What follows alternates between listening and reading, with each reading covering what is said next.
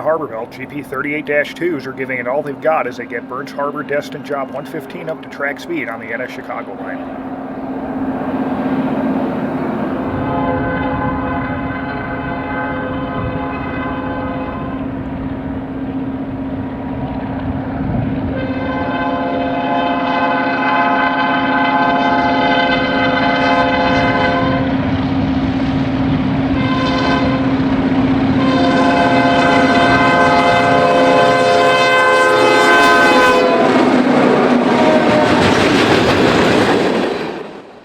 Throughout this program, we'll be diving into the large amount of extra and otherwise unreleased footage I've amassed since I began recording and producing videos in the summer of 2022.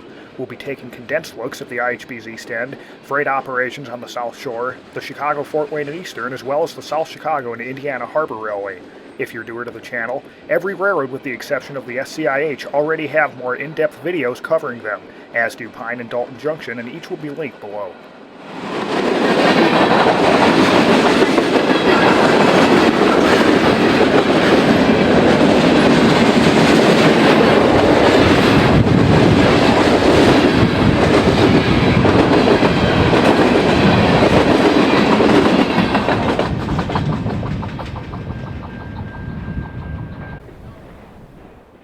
Without further ado, let's dive into the short lines and steel that make up contemporary Northwest Indiana railroading.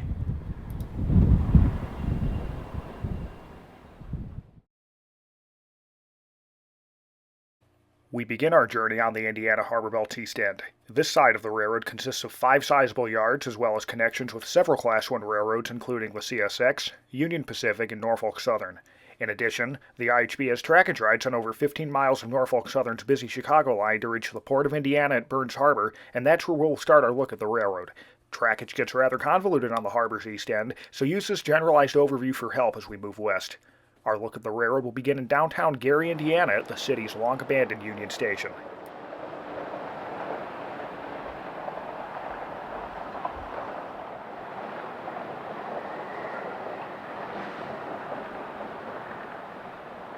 While waiting for another Port of Indiana-bound 115 job, Amtrak Train 365, the westbound Blue Water from Port Huron, Michigan, rockets by on the old water level route.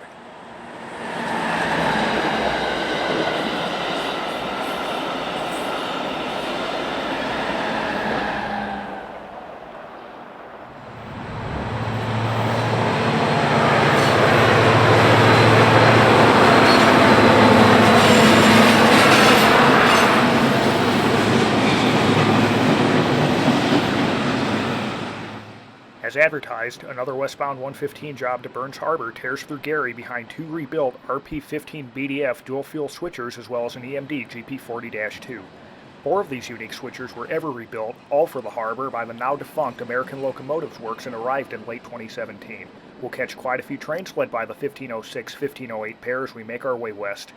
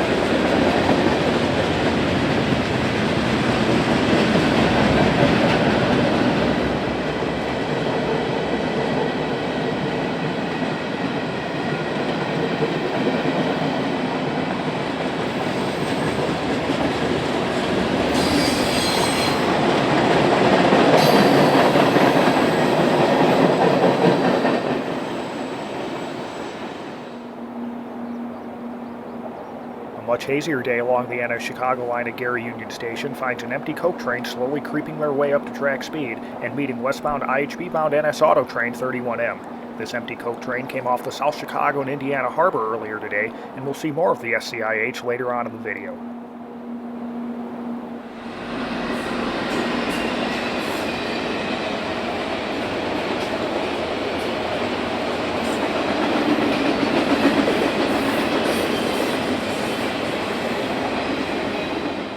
Today's 31M is being led by a since rebuilt Dash 9, while the empty 809 Coke train is, interestingly enough, led by a Union Pacific AC-44CW.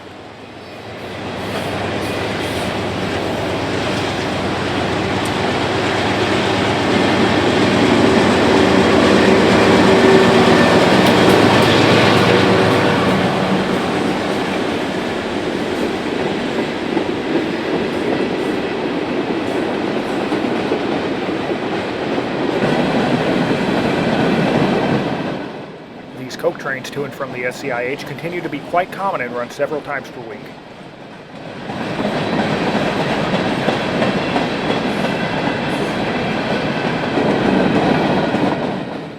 From here we'll head 2 miles west and backtrack to Pine Junction.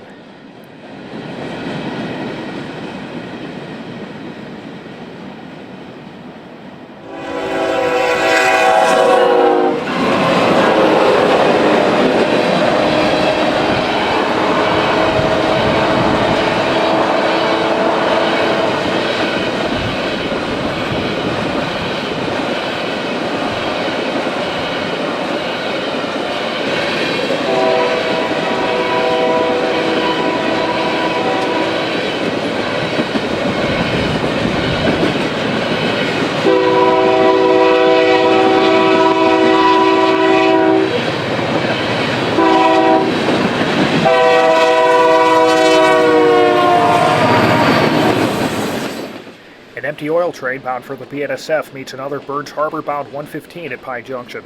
Today's 115 is led by IHB RP-15 BDF 1508 and GP-40-2 number 4017. The train will interchange with the Burns Harbor Railroad at the Port of Indiana, and the IHB continues to do so a few times each week.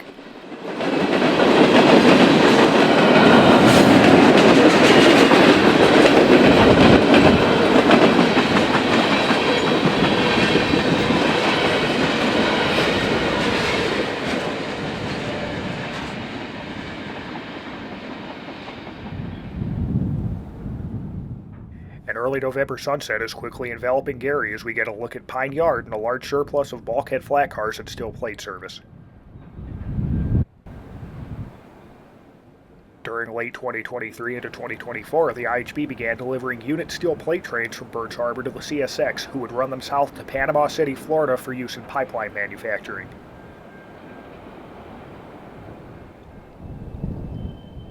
On days the 115 did not interchange with the port, they'd instead go to the NS side of Burns Harbor for steel loads. One such train is westbound in Last Light.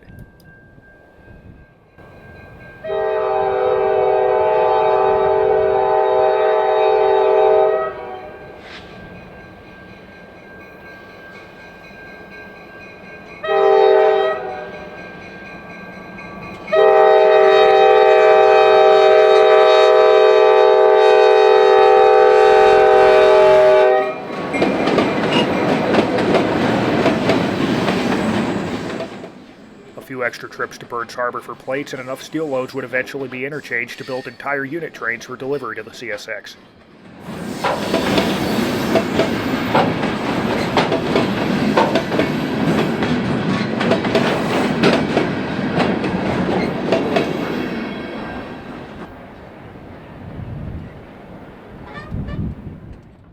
These steel loads are considered high and wide, the railroad term for oversized load, as their widths substantially exceed those of each plat car.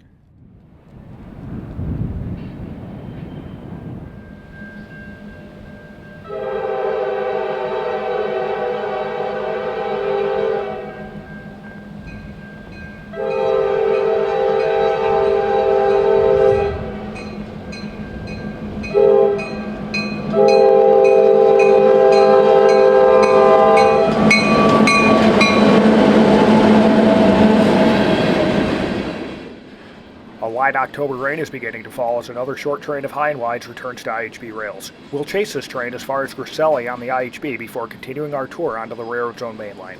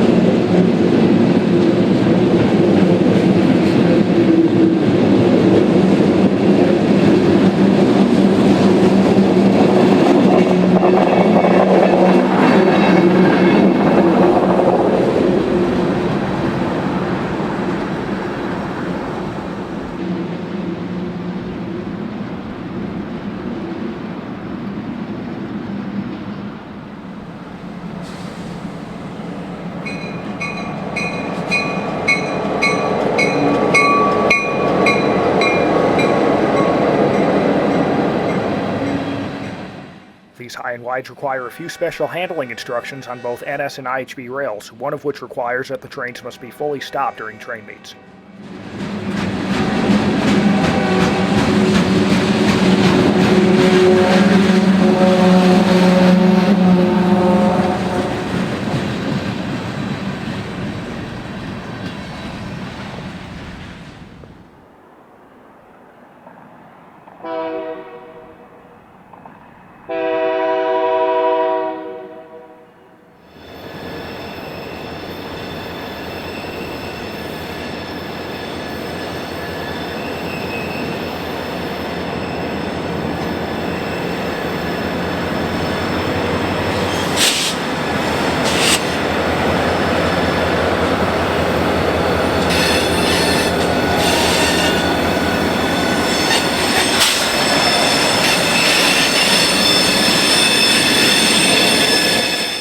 One of the first plate trains to run on the IHB has re-entered home rails and will shove to the railroad's lakefront yard for temporary storage. Today's train has an impressive 41 plate loads from Burns Harbor.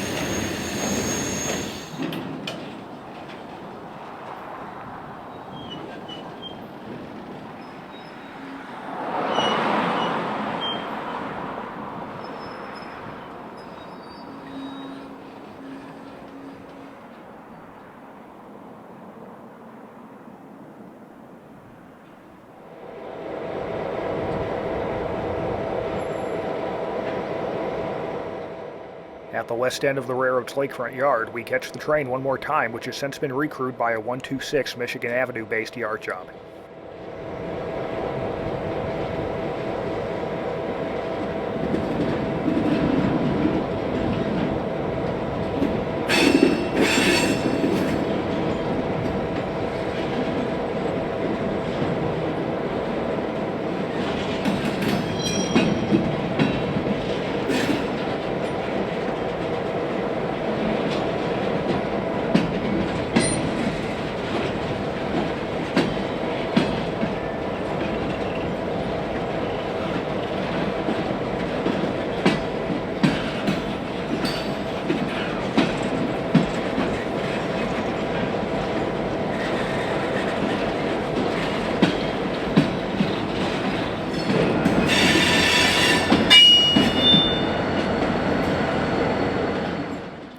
We'll hang around Lakefront Yard for a bit for some more steel mill railroading.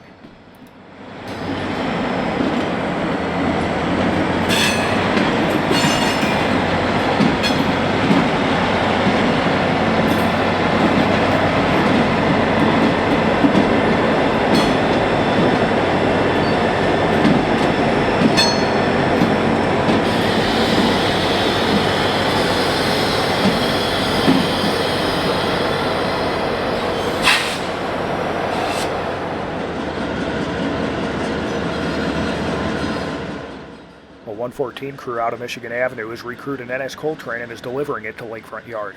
The train will be brought into the mill piece by piece by a Cleveland Cliffs remote crew for delivery to Suncoke, the coke mill at Indiana Harbor. The IHB continues to deliver both these NS trains as well as CSX coal trains to the mill.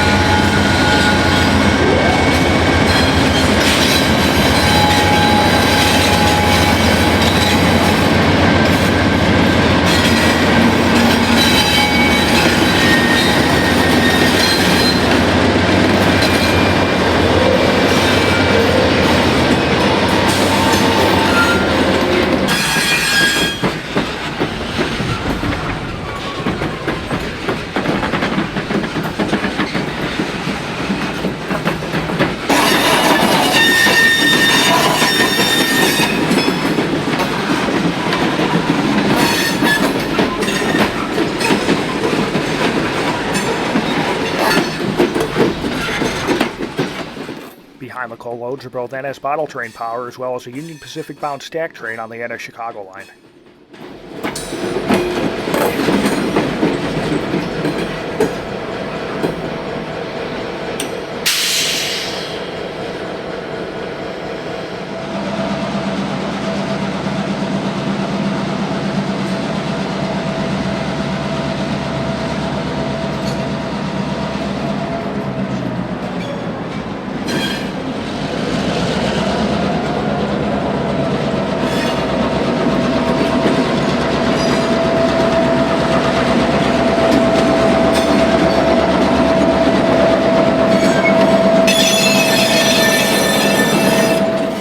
An empty bottle train arrives at the lakefront behind NS 5809, which is a rebuilt EMD GP38-3.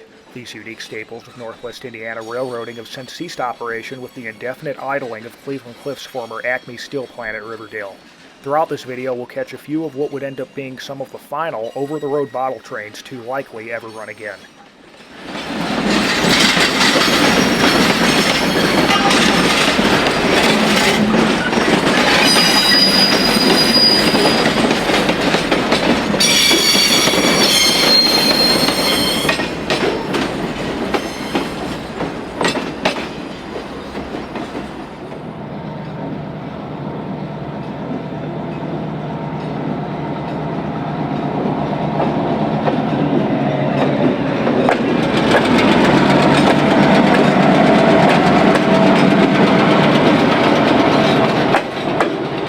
A remote-controlled mill crew is tied onto an empty bottle train and is returning to Indiana Harbor's No. 7 blast furnace for reloading.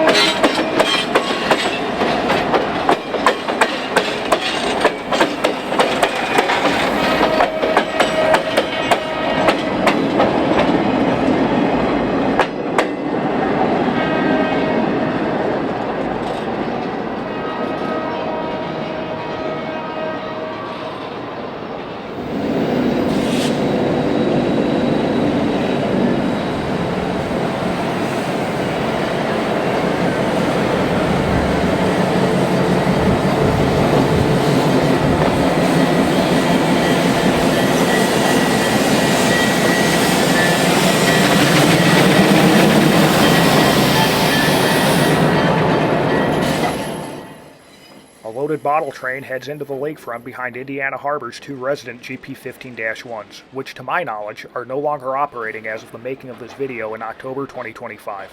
Bottle cars, or as they're referred to in the steel industry, torpedo ladles, can weigh well over 350 tons loaded, making them some of the heaviest rail cars in the world.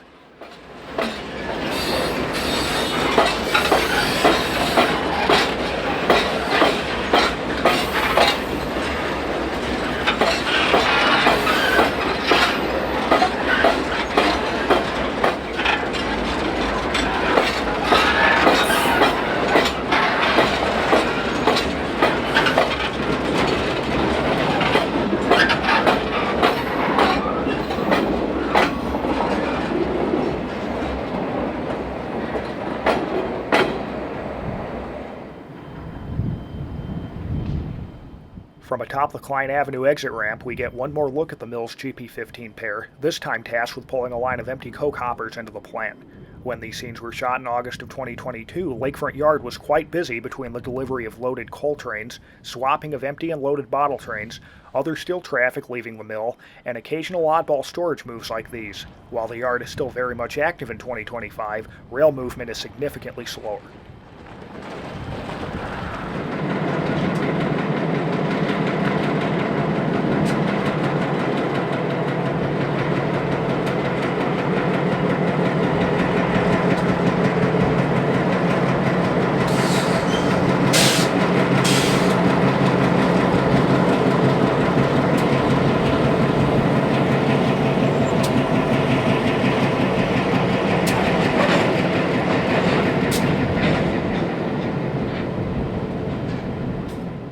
From here we'll head across East Chicago and back to Griselli Junction for some more IHB action.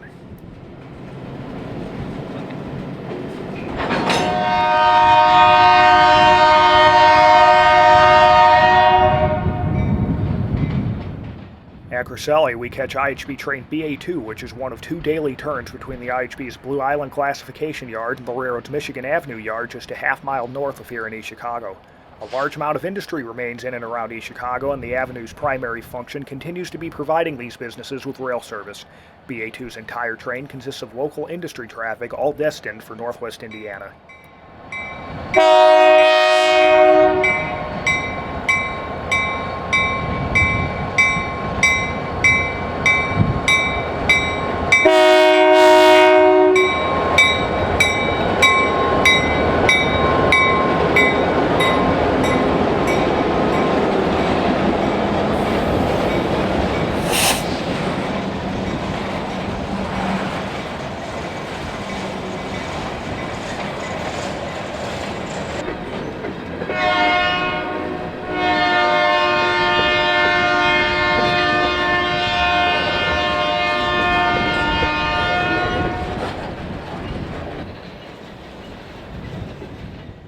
Perhaps because of daylight savings time rolling the clocks back the night before on this chilly November 2022 Sunday, the 2 a.m. called BA2 is running substantially late this morning, with this normally pre-dawn passage at Griseli happening just after 10.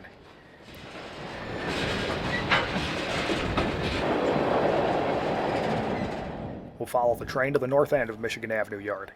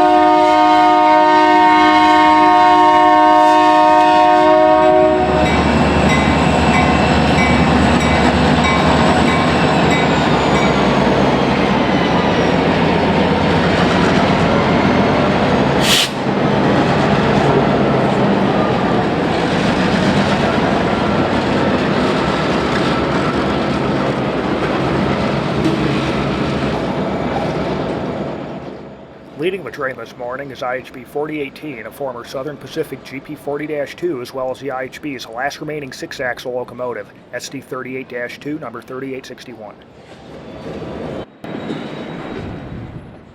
While many cars on this BA2 are destined for East Chicago industries, a large portion of the train is BHS traffic destined for Burns Harbor as well.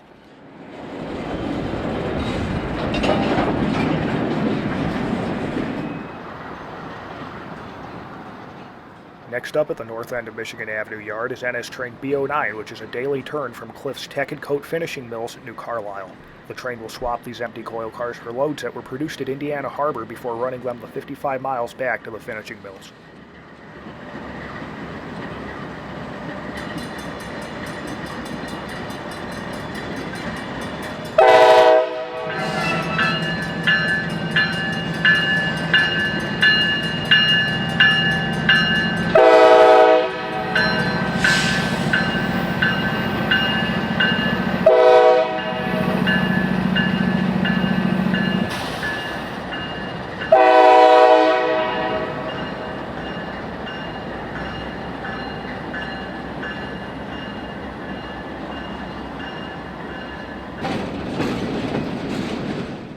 The two gondolas on the headpin are loaded with the remains of junk coils that will be returned to Indiana Harbor for remanufacturing.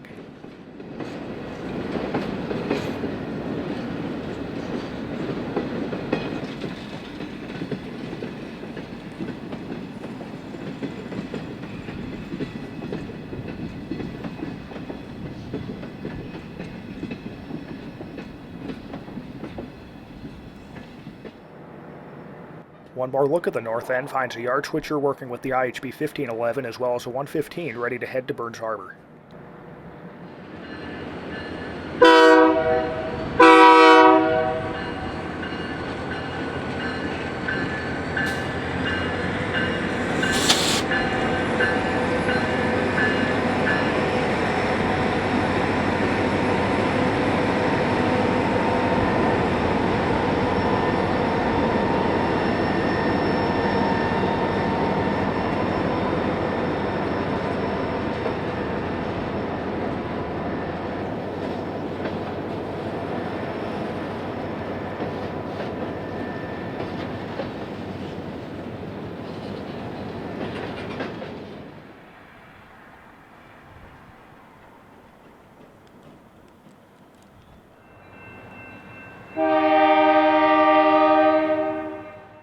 What goes in must come out. We're back at Griselli to catch another BA2 departing Michigan Avenue with a short train for Blue Island behind GP 40-2 number 4017 and GP 38-2 3802.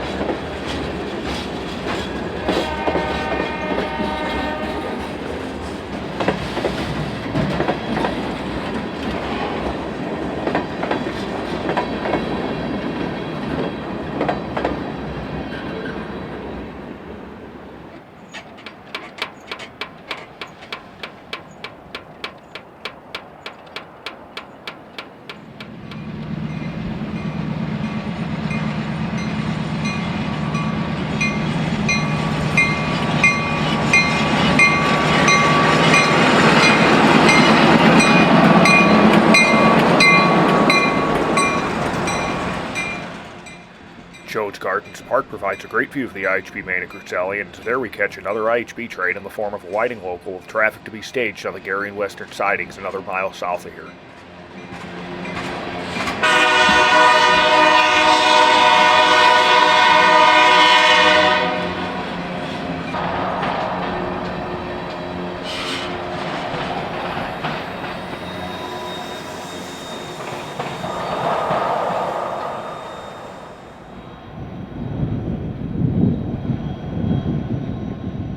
Bottles are next behind NS 7140 and EMD GP60 sporting an Operation Lifesaver paint scheme.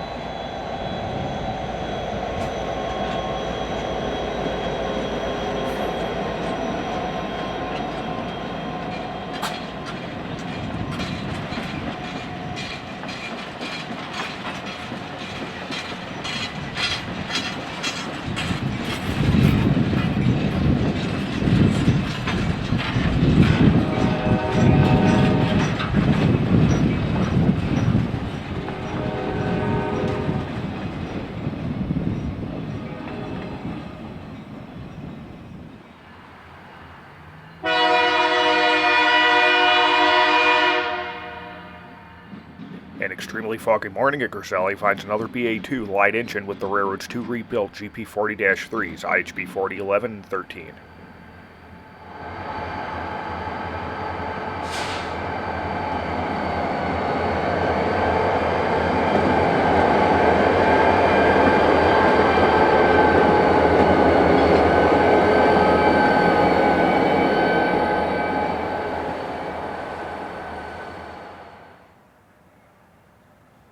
Looking like a ghost train from the past, NS Local B16 is following the BA2 north. This train runs just about every day and is a turn job to feed the small NS terminal at Kankakee, Illinois by way of Burns Harbor. The trains use trackage rights over the IHB to access the NS Chicago line.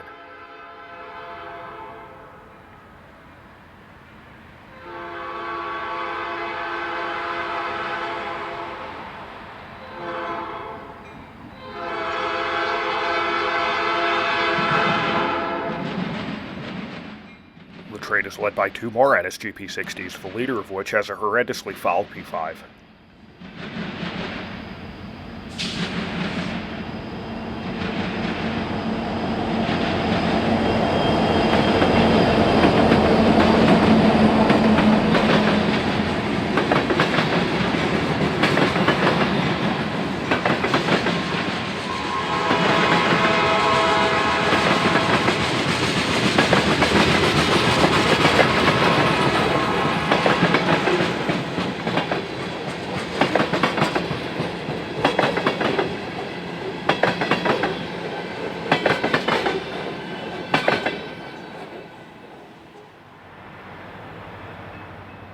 Our final train at Griselli is one more 115 returning from the BHS with a healthy amount of Gary and westernbound traffic. Note the rather extreme height difference between the rebuilt switchers and the GP40.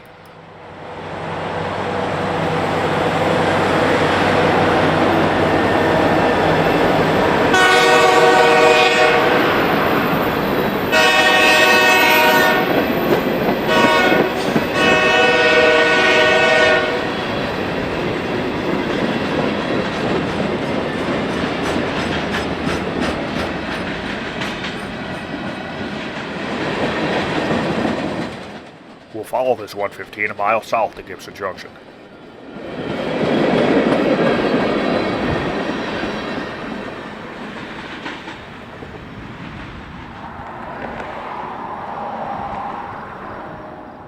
At Gibson, the train begins their shove onto the Gary and Western, a pair of sidings just under a half-mile east of here. The sidings are used as a convenient staging point for outbound traffic from both Michigan Avenue as well as Gibson Yard.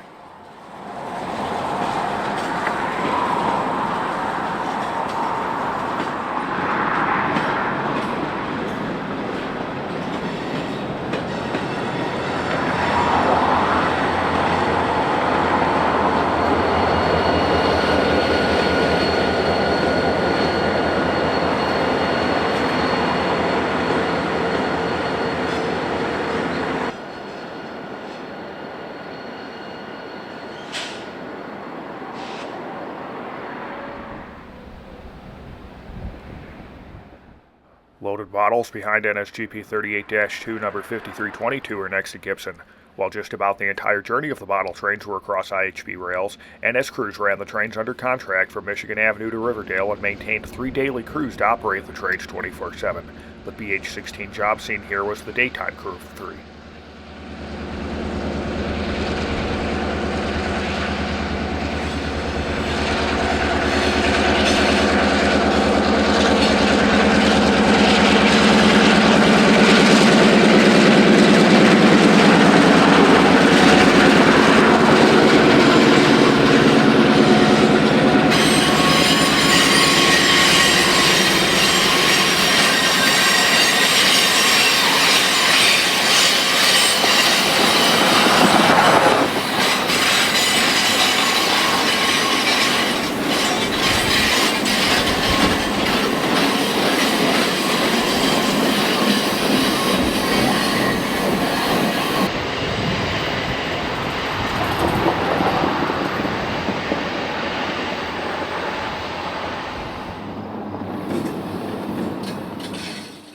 At sunset, a 114 job is in the process of building a unit plate steel train that will depart with a CSX crew as train S980 late tonight. This is the forward half of a 100-car train, the back of which has already been staged just east of here on the CSX Porter branch. As far as I know, these trains to and from Burns Harbor now run seldomly, if at all, but ran on a just about weekly basis in late 2023 into 2024.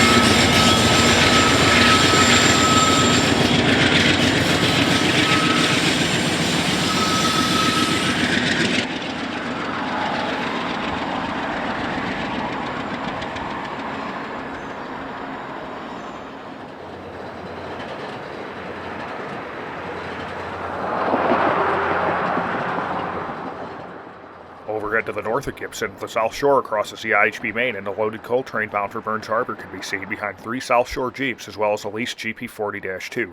We'll see plenty more of the South Shore freight later on in the video.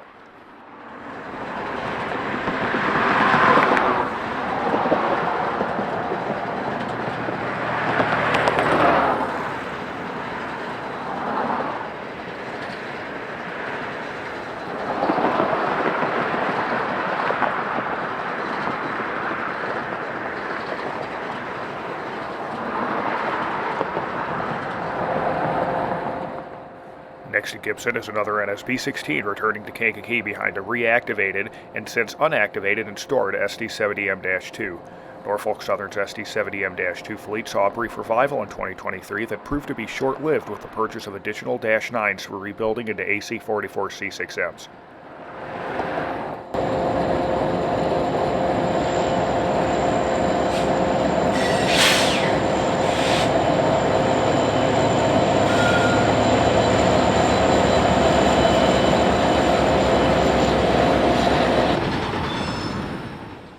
In the distance auto racks can be seen being switched on the east end of Gibson Yard.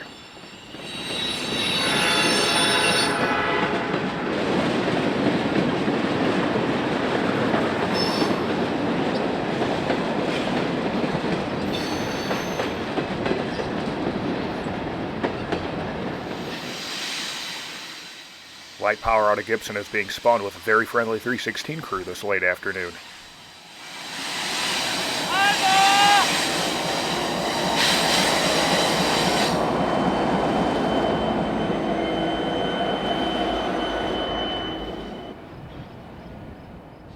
A westbound Chicago-Fort Wayne and Eastern Road train can be seen to the east.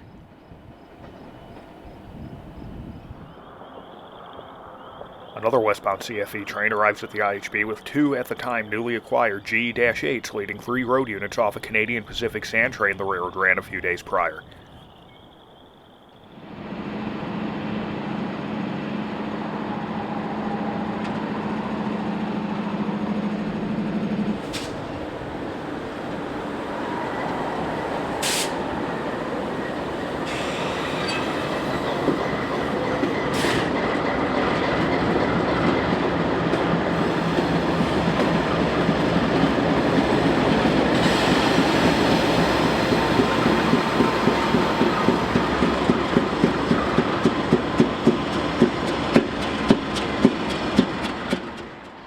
Will make a drop off at Gibson Yard before continuing west to Blue Island. We'll head over to the west end of Gibson Yard and follow a few CF&E trains up and down the east end of the IHB.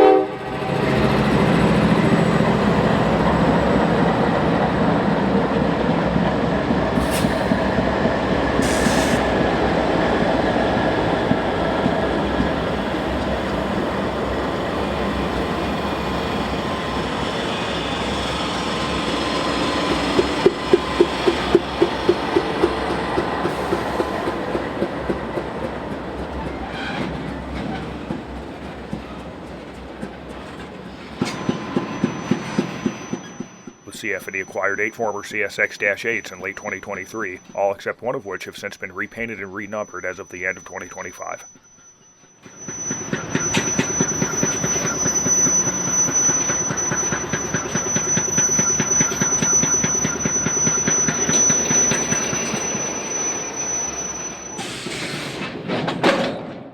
We'll flash forward a year and a half to September 2025 and head to Dalton Junction to see the century-painted CFE 7826 as 4037.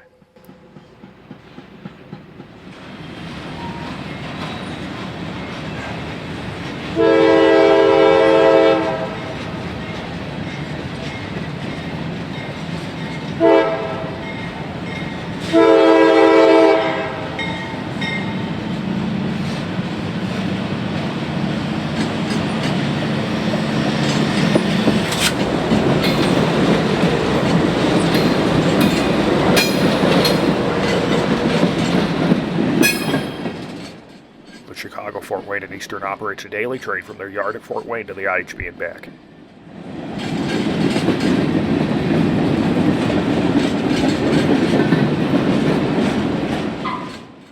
We'll hang around Dalton this pleasant late summer evening as the CF&E makes quick work of dropping off their puny 8-car train and flipping back with eastbound traffic out of Blue Island.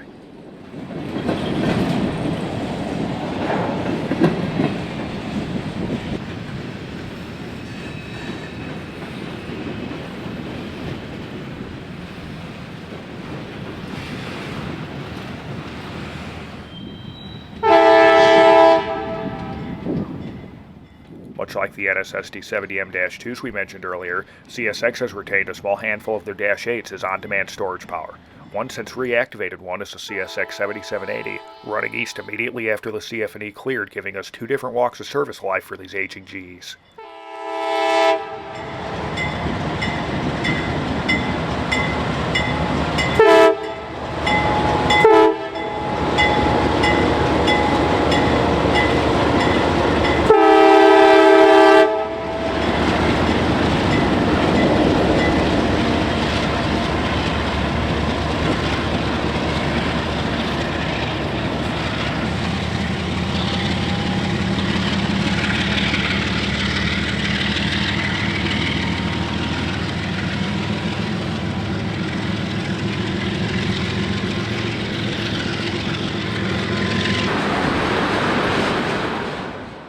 train is meeting IHB job GA6, which is a daily transfer job out at Gibson Yard to deliver fully built auto-rack trains to various Western Class 1s.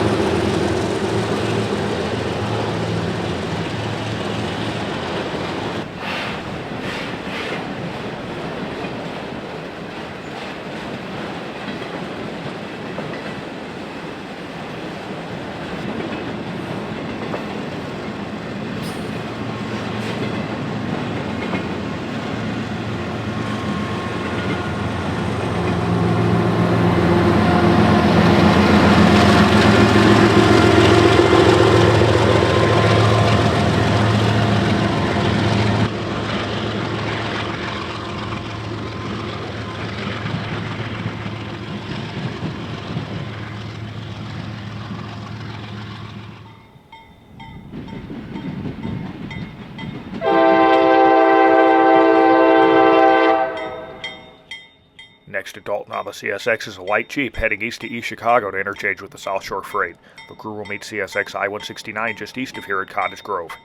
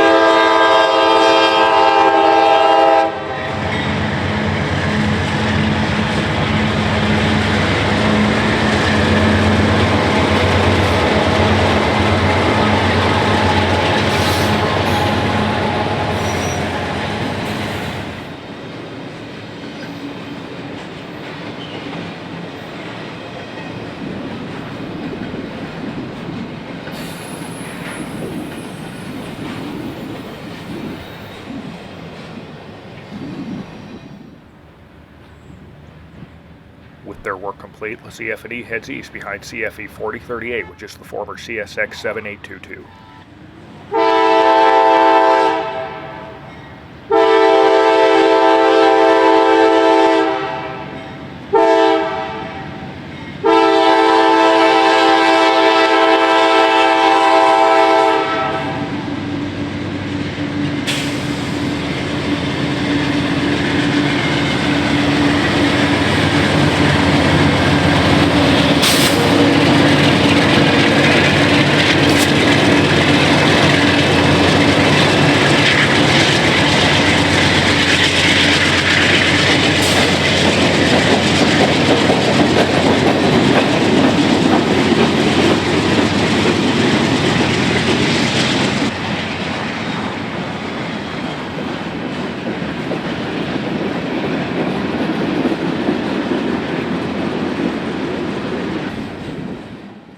Mixed into the train are large amounts of loaded scrap and empty steel flats, as well as an empty welded rail train, all of which are destined for SDI's large Columbia City steel plant on the CF&E, far east of here near Fort Wayne.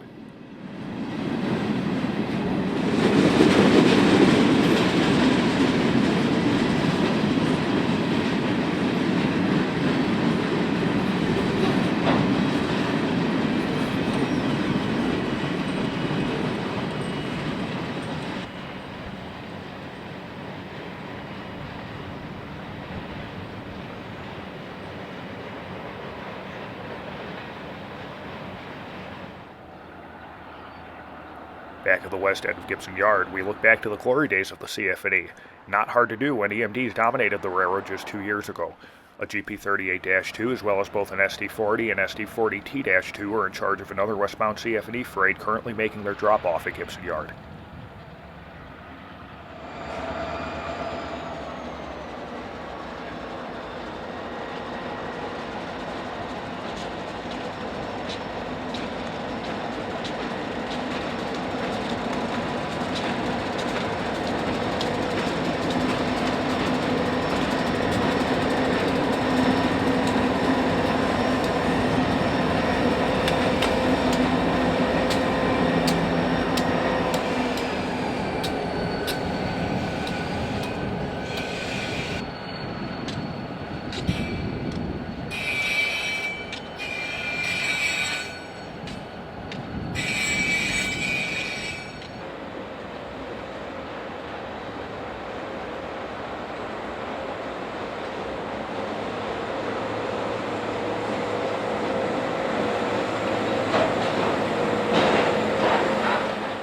The IHB yard job will block our view of the train for the remainder of its length, so we'll follow a few other CFE trains now under the GE reign of the railroad.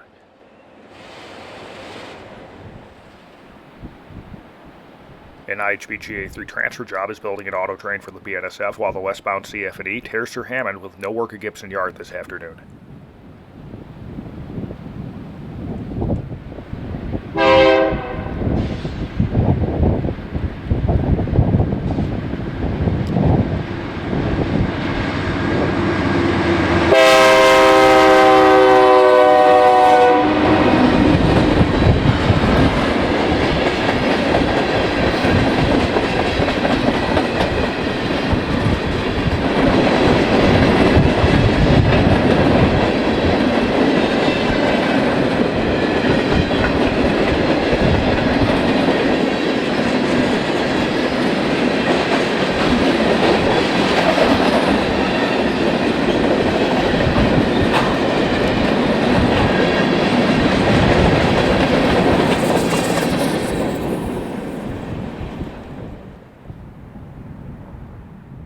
Just about an hour earlier, we catch the same train on the far west end of the railroad at Tolleson Junction in Gary. Here, the CF&E will swing on to CSX's former Michigan Central Porter branch or a few miles of trackage rides to IHB rails.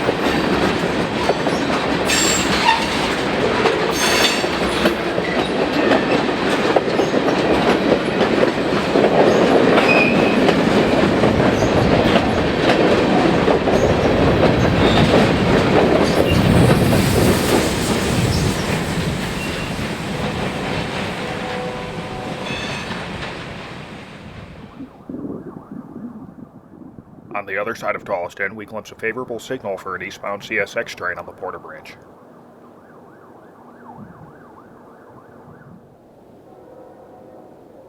The train is CSX M568, which is a daily auto-rack train out of the IHB's Gibson Yard to Walbridge, Ohio. The train is led by a GE ES44 DC GEVO CSX number 5355.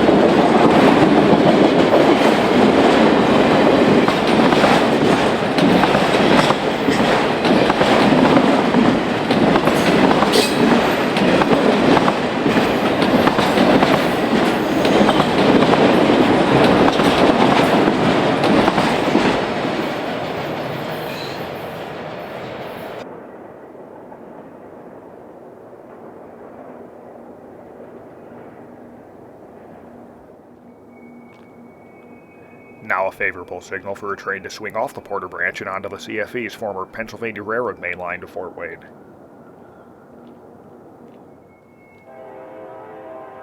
During this patch-out period of the CFE in early to mid-2024, one could argue the signal at Tolleson being the only discernible difference between the head end of CFE and CSX trains.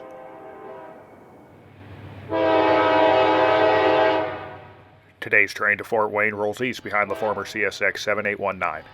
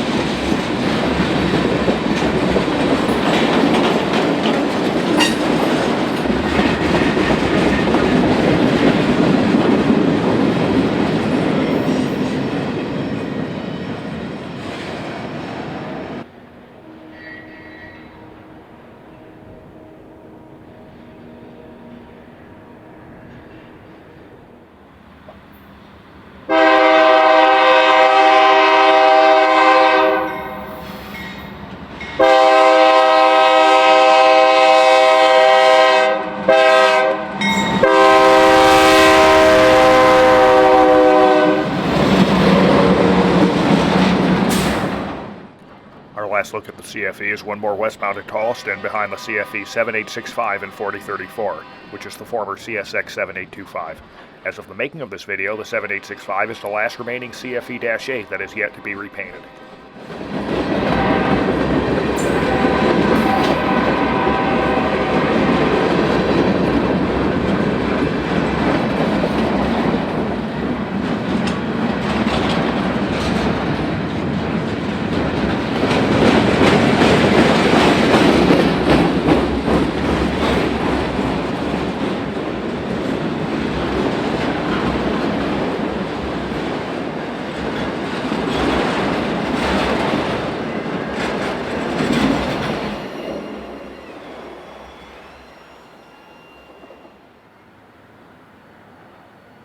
Back on the IHB, the same RP-15 BDF GP40-2 sandwich we saw on some 115 runs is busy switching the west end of Gibson Yard on a late July evening.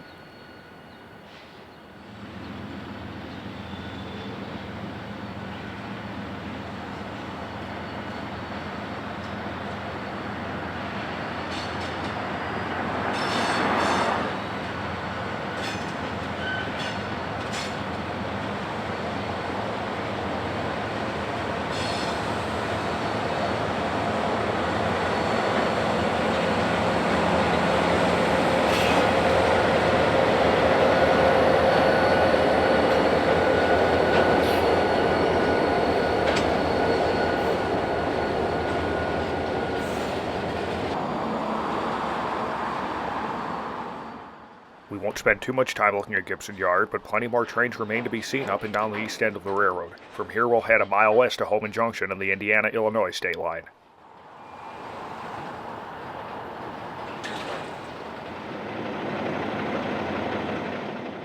Another 114 job is delivering a long string of pet coke loads to the railroad's Cottage Grove siding. This pet coke was manufactured at BP's large refinery at Whiting, and like the freight trains we saw earlier, the IHB builds unit trains bound for various destinations on the CSX system.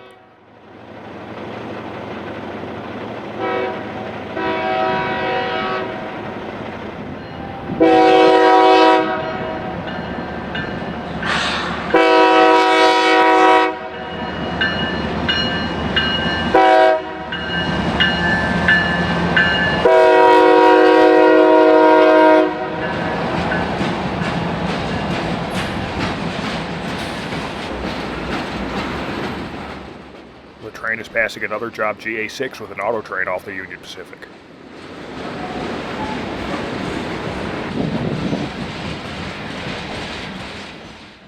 Upon the building of an entire unit train, the CSX will run it to southern Indiana for barge loading on the Ohio River.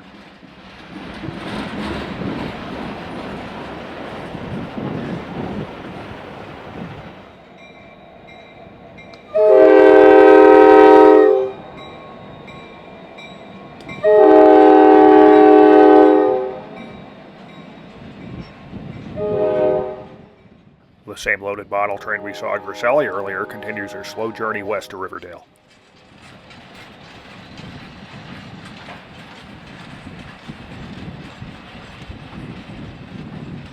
From here we'll head up the IHB's Burnham branch to State Line Junction.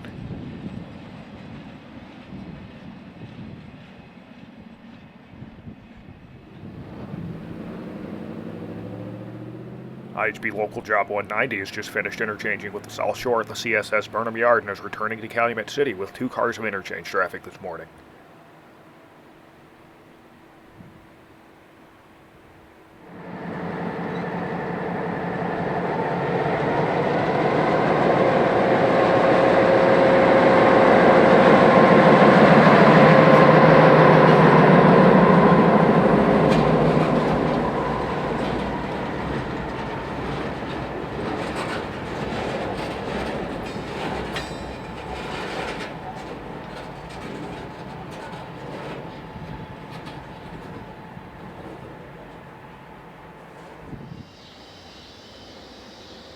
Back on the main, Calumet Park is the railroad location west of Calumet City Yard and is arguably the most photogenic location on the east end of the IHB with a broad S-curve.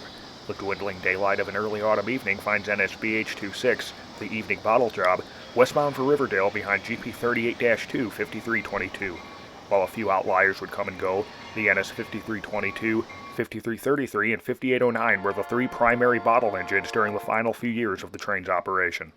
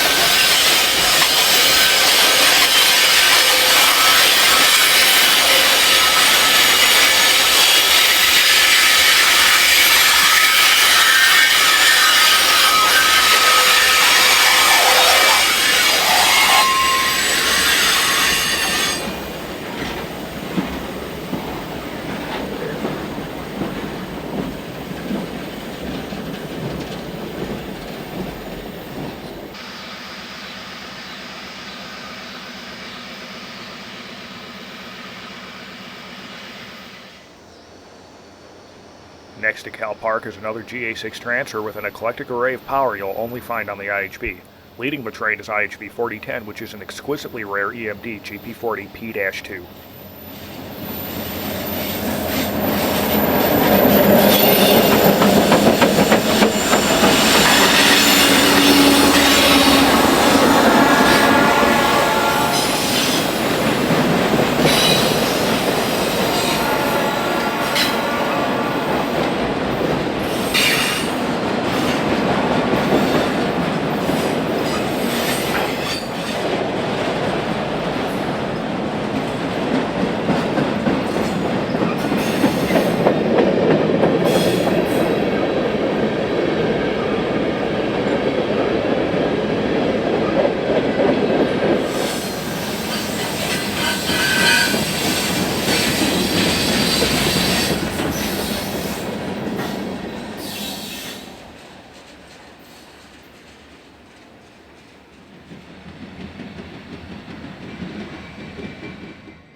We've made it back to Dalton Junction where we catch an IHB local returning from the Riverdale Steel Plant with 2 outbounds.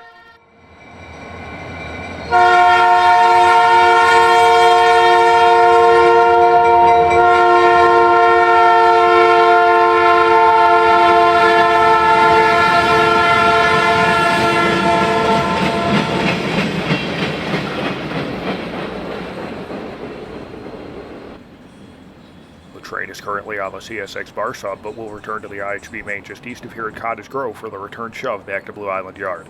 In addition to NS bottle trains, the Riverdale Steel Plant was served a few times weekly by the IHB to deliver empties and pull loaded steel coils. The train is back on home rails and begins their shove back to Blue Island Yard. Listen closely as the enthusiastic conductor gives us quite the show with the IHB 54's working air whistle.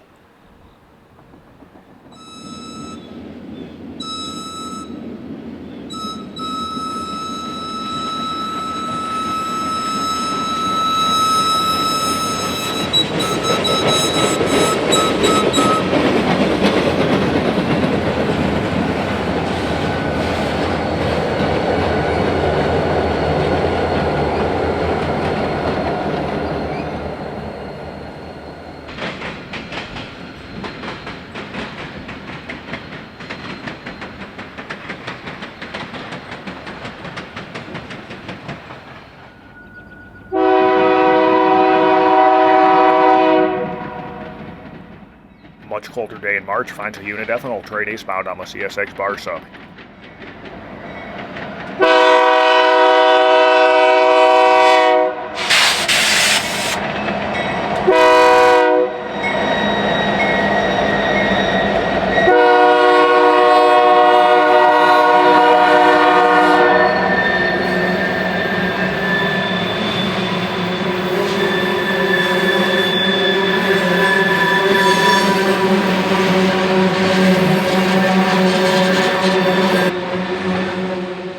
A favorable signal for a westbound BA2 returning to Blue Island Yard.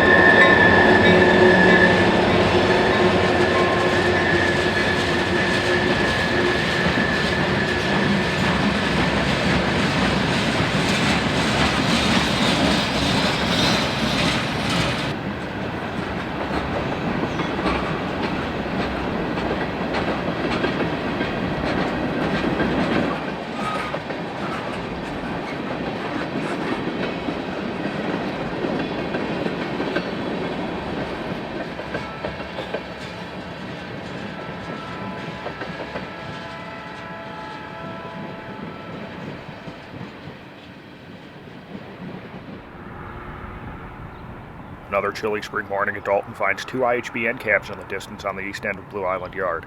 To the left is a yard switcher, and the right is a short-turned BA2 job that has returned to Blue Island to run an auto transfer to Gibson Yard as there was no outbound train to take back from Michigan Avenue this morning.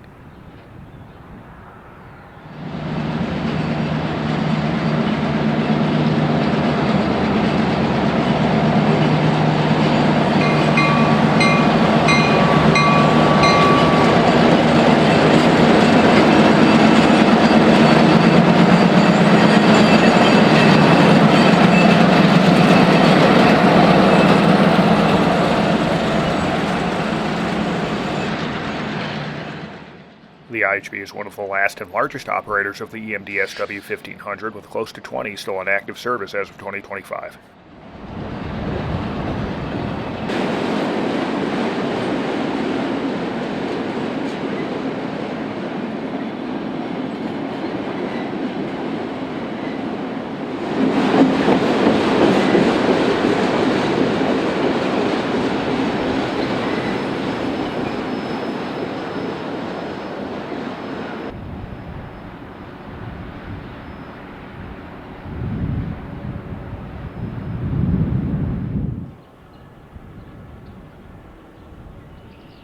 An empty bottle train has departed Riverdale and, like the IHB 514 we saw, will return to IHB rails at Cottage Grove.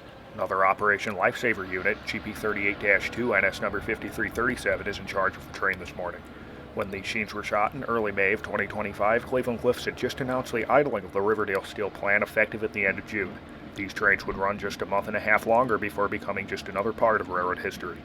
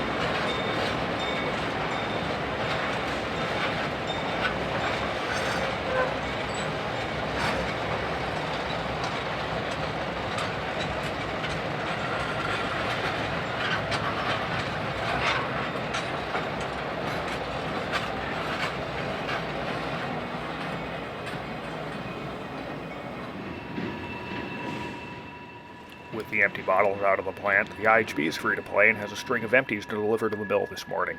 Leading the train are the pair of IHB 40 and 2022, a GP40 LW and converted road slug.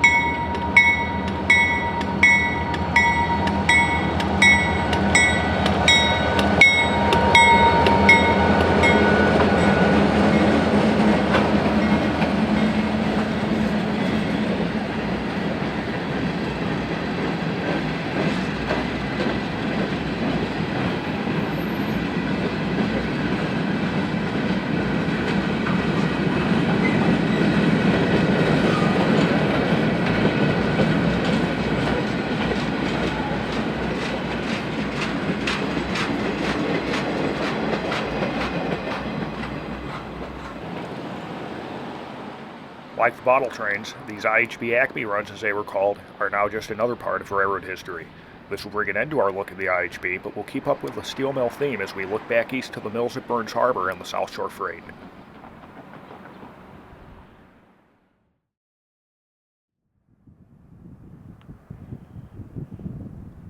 Back at Pine Junction, we catch one more bonus IHB run to Burns Harbor on an unusually hot April morning.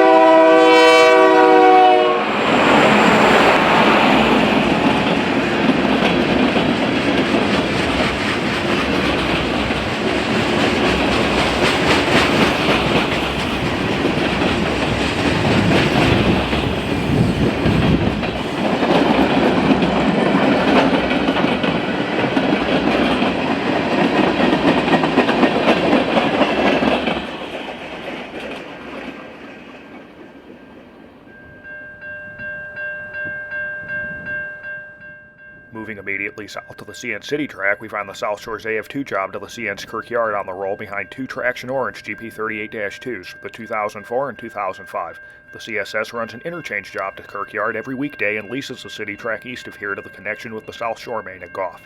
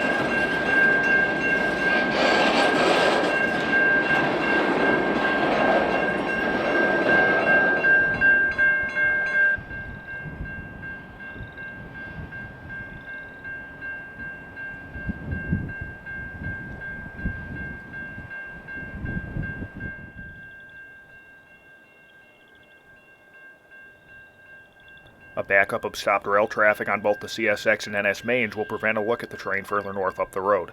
The South Shore, however, is unfazed and flies right over it.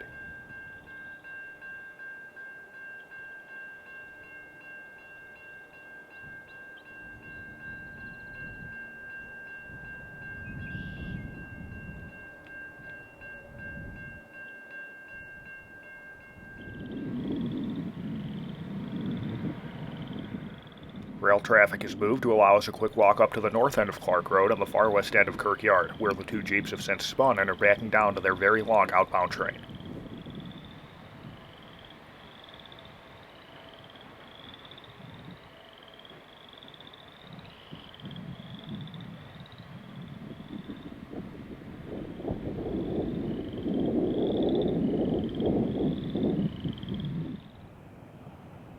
With their lengthy train air-tested and ready to go, the South Shore departs Kirk Yard and heads back to the city track.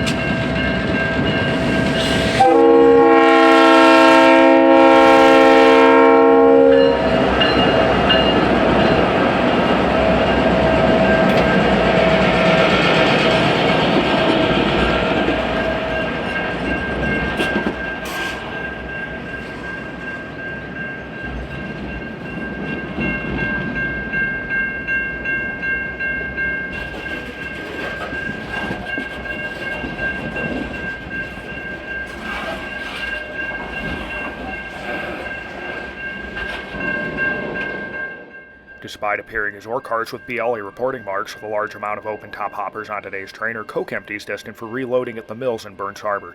The coke will then be returned to the CN, who will run it to the few remaining steel mills in the Detroit area to be used in steelmaking.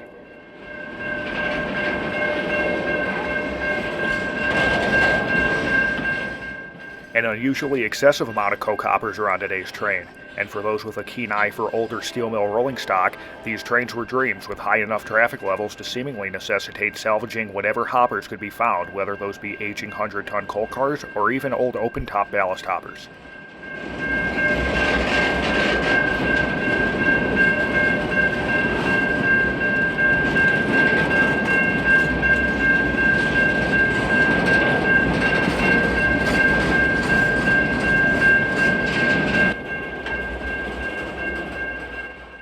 Today's train will prove to be quite the challenge for the crew to work. From here we'll leave Pine Junction and the city track for the South Shore main near State Line at Hammond.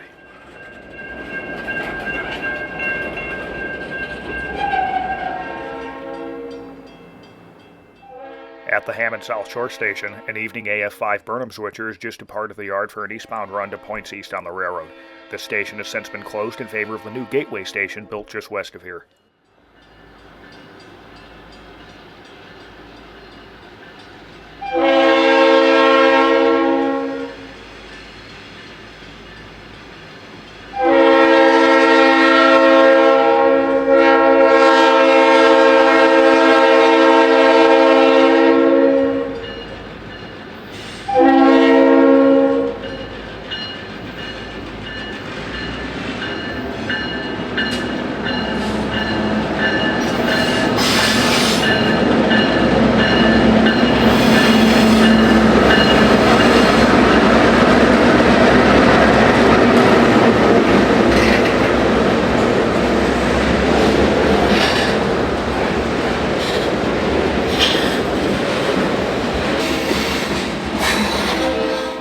The head end of the train consists of inbounds for the east end of the railroad, while the back half is entirely Cleveland Cliffs bound empties for Burns Harbor.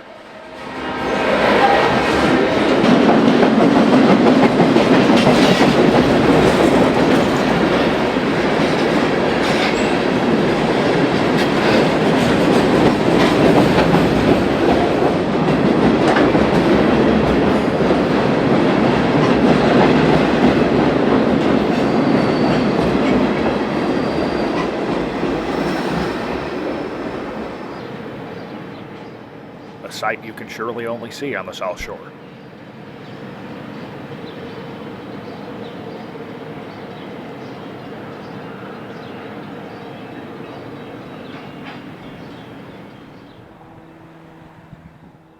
The new Hammond Gateway station was completed in late 2024 and is the northern terminus of the railroad's new West Lake Corridor, set to open at the end of 2025.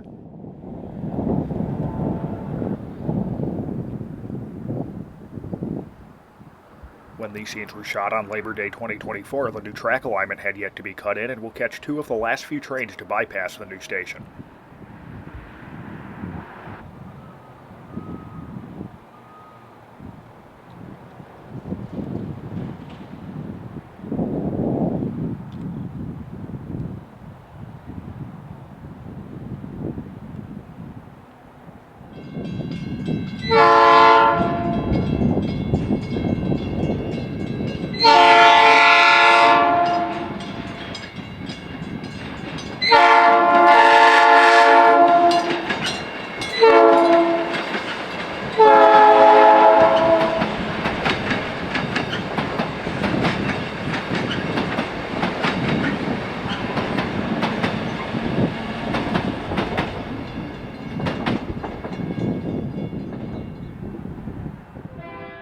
A very short holiday Burnham switcher has just departed Burnham Yard for an easy run west to Bailey and Burns Harbor behind the railroad's matched set of former Iowa Interstate SD38-2s.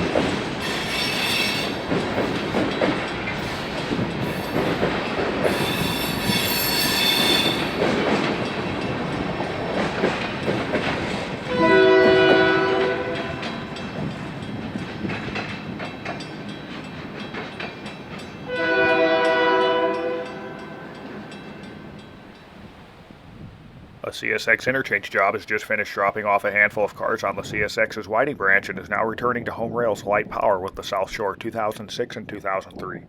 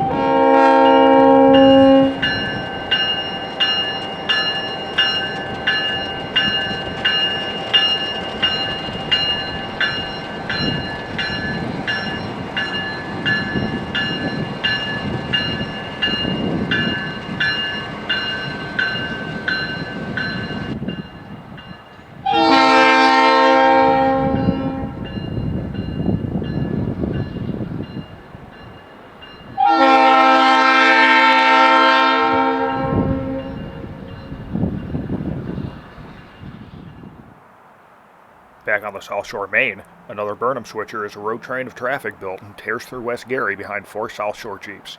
In another sight you can only see on the South Shore, the train is dropping down Old Snapper, the age-old nickname of the railroad's flyover across the old EJ&E Main. For you animal lovers out there, I'm happy to report the 2 dogs made it away from the tracks in plenty of time.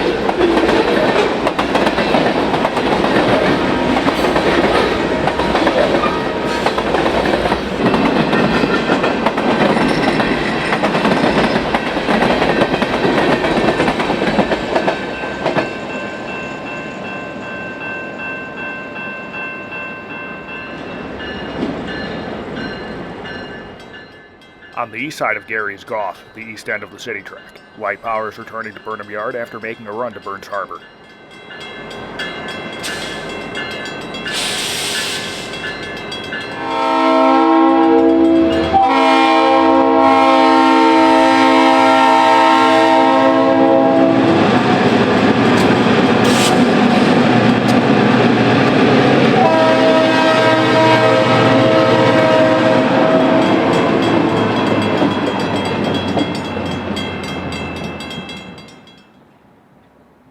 At Miller, an extra coach hop heads through the at the time de-energized stretch of the South Shore main during double track construction. The double tracking project has since been completed, no longer necessitating moves like these.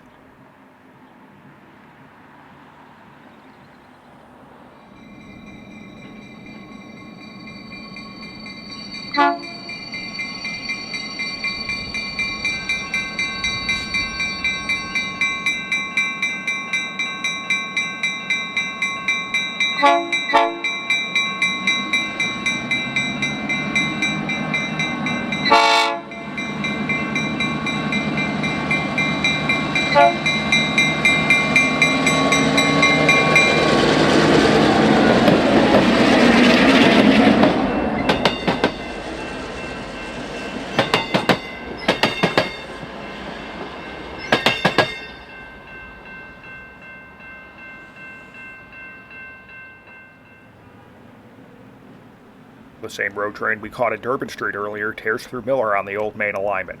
Note the new station and track alignment that has yet to be cut in has since been open for well over a year.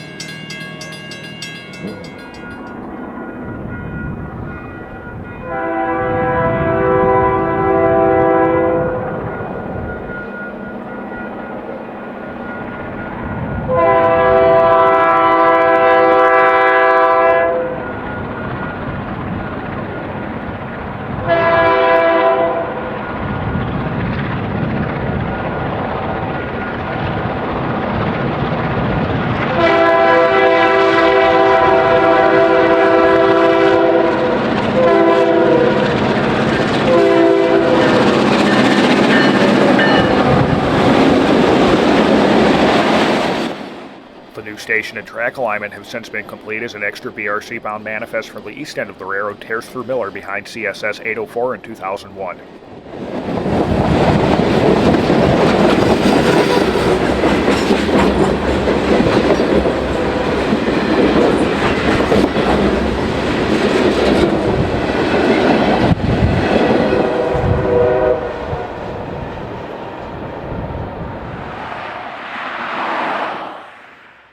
Just around the bend on the old track alignment is another belt job behind CSS 2007. The South Shore runs a manifest to Chicago and the BRC just about every day.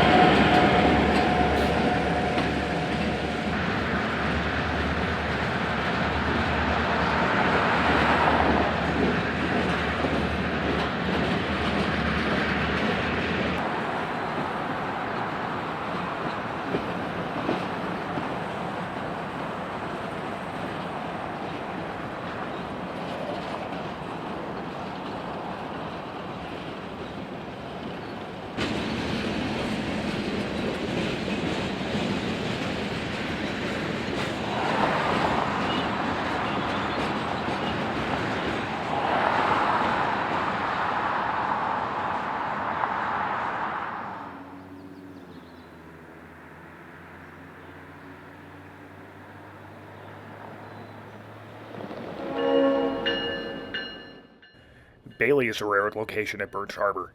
On the east end at Mineral Springs Road, the eastbound road train we've been following arrives and will dump their train here for an industry job to switch in tomorrow morning.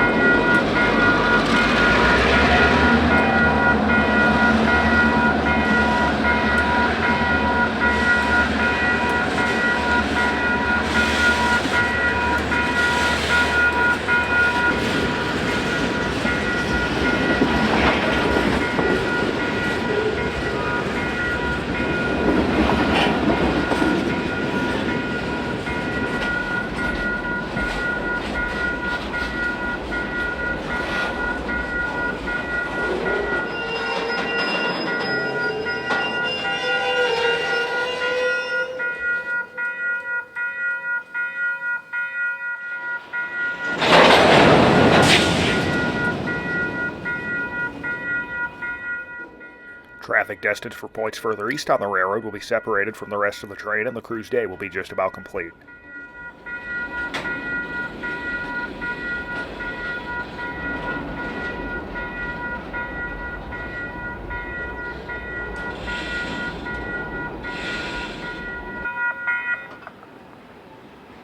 From here we'll head east to Michigan City.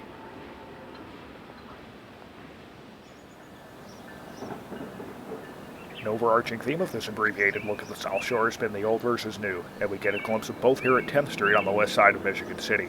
Light power out of the railroad's Carroll Avenue shops is on the roll west as they pass the skeletonized remains of the famed street running that, until 2022, moved thousands of commuter and freight trains for the city. The light power is on the new double-track alignment that remains to this day, and at the time of recording this in June of 2023, were still considered rolling through a work zone as crossings and final utility work had yet to be completed. If a detailed video showing the finalized double-track main is of interest, be sure to let me know in the comments below.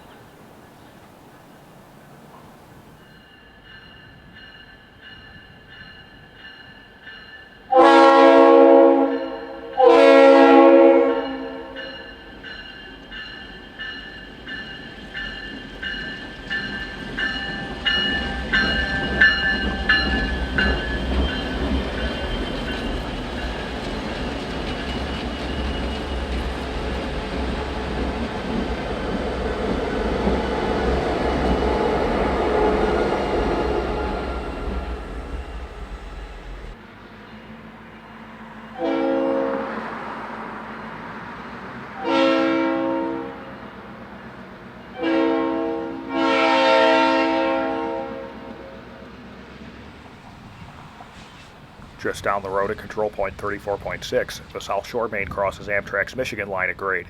It's now a cold and damp March 2025 day, and the double-track project has been totally completed. On the Amtrak side, this location continues to be known as 10th Street and is one of Chicagoland's more obscure railroad junctions. Today, a South Shore pull freight job has been tasked with pulling a long string of empty coal cars from Michigan City's NIPSCO generating station into storage in South Bend. The train is fully built and the crew has departed the power plant, but as the line is still single-tracked east of here, the train will have to wait for a westbound commuter run to depart Carroll Avenue and enter the double track before passing.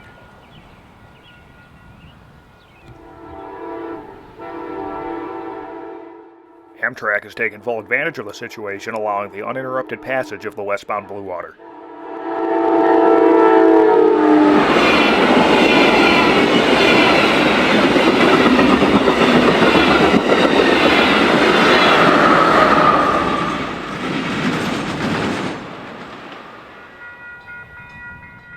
The westbound South Shore commuter run is next. Note that on the South Shore side, most of Michigan City has since become a quiet zone.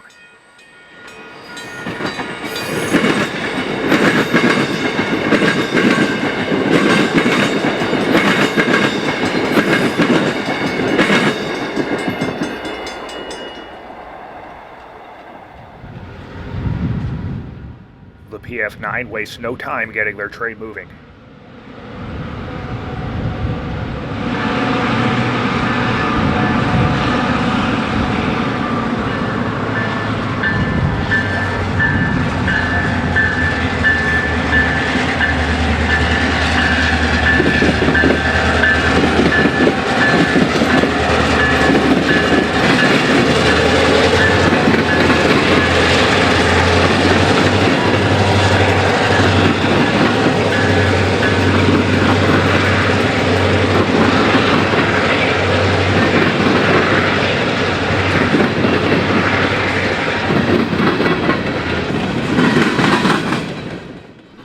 Indiana Public Service Company, or as we locals call it NIPSCO, maintains a fleet of NORX initial coal hoppers for unit trains that the South Shore delivers to their Michigan City plant, as well as trains the Norfolk Southern delivers to their coal burning plant at Wheatfield in rural Jasper County.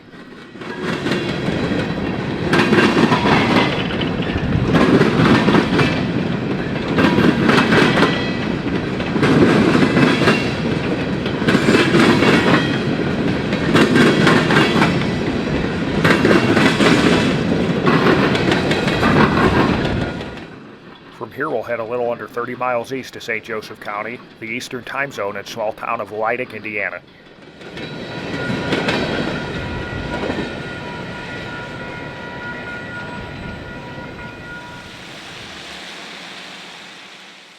The small town of Leidig is an unusually popular spot for train watching.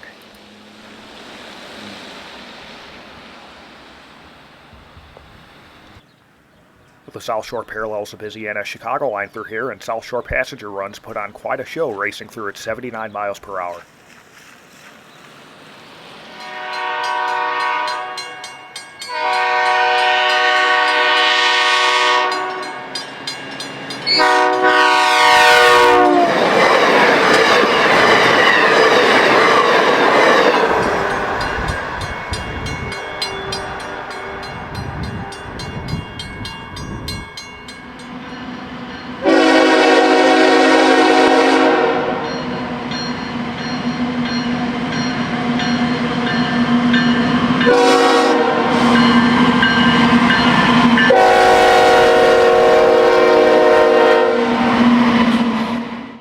Just south of the South Shore, Maine, we catch NS Train 34G, which is a daily manifest from the BRC destined for Norfolk Southern's large classification yard at Elkhart.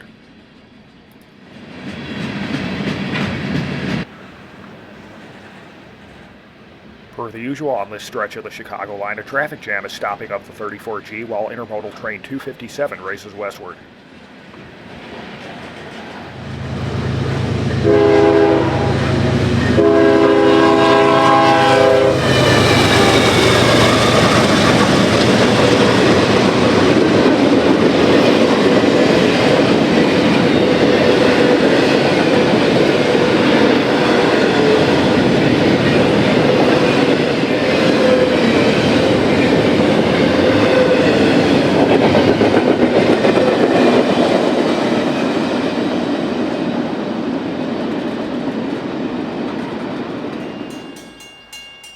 A rather heavy spring rain is beginning to fall as the storage empties creep into Leidig following a slow order over Grapevine Ditch just under a mile west of here.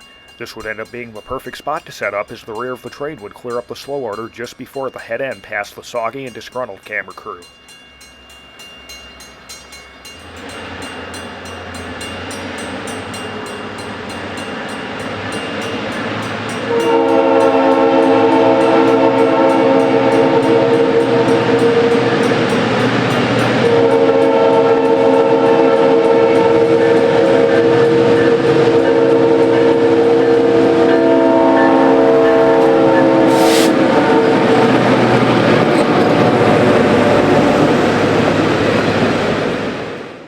Crew again wastes no time getting the train back up to 40 miles an hour as they close in on their final destination of Bendix Yard.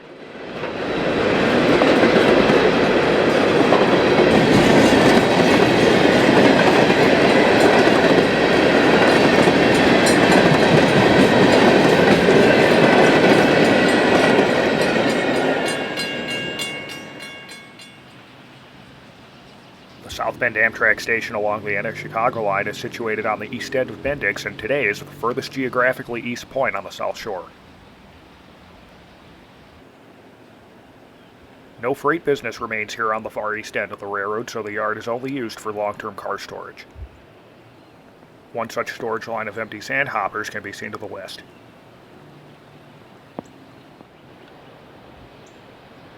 The crew has run around the train and is now shoving the train into Bendix. The empty coal hoppers will be tied down here awaiting reactivation a few months from now. From here we'll bid farewell to the South Shore and shift our focus back west to Ogden Dunes and start making our way toward our final railroad, the seldom documented South Chicago and Indiana Harbor Railway.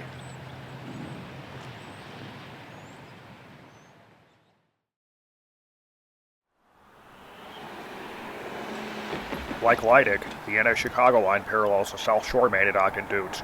Westbound NS Local B26 is just departed the railroad's Burns Harbor Yard with a short train of SCIH-bound interchange traffic. The train will swap with the railroad at the old Amoco Yard 16 miles west of here at East Chicago.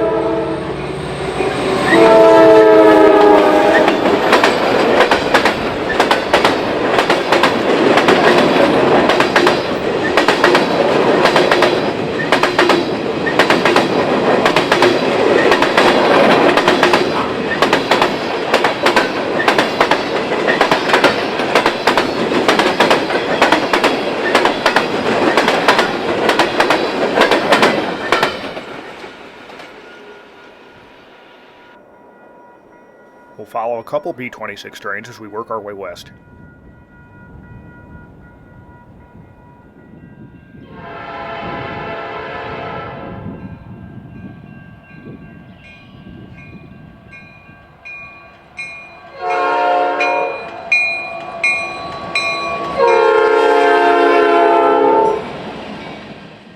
Two more GP60s, the 7150 and 7149, are in charge of another B-26 at Pine Junction.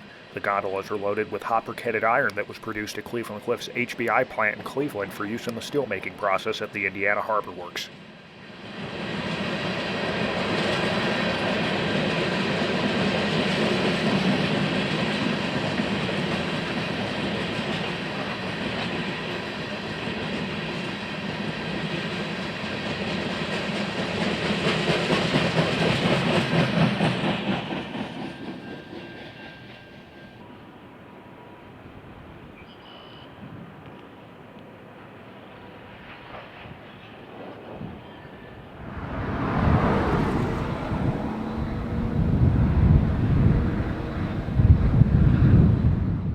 Another B-26 is on the final approach to Amoco Yard just east of Control Point 502 as they pass an empty unit steel slab train on Main 4 that is also bound for the SCIH.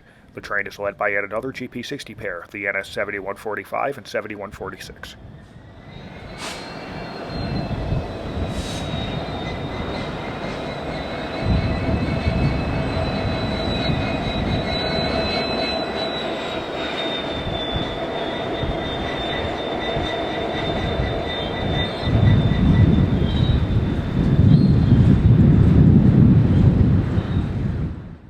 From here, we'll head over to Whiting for a look at some steel mill railroading on the South Chicago and Indiana Harbor.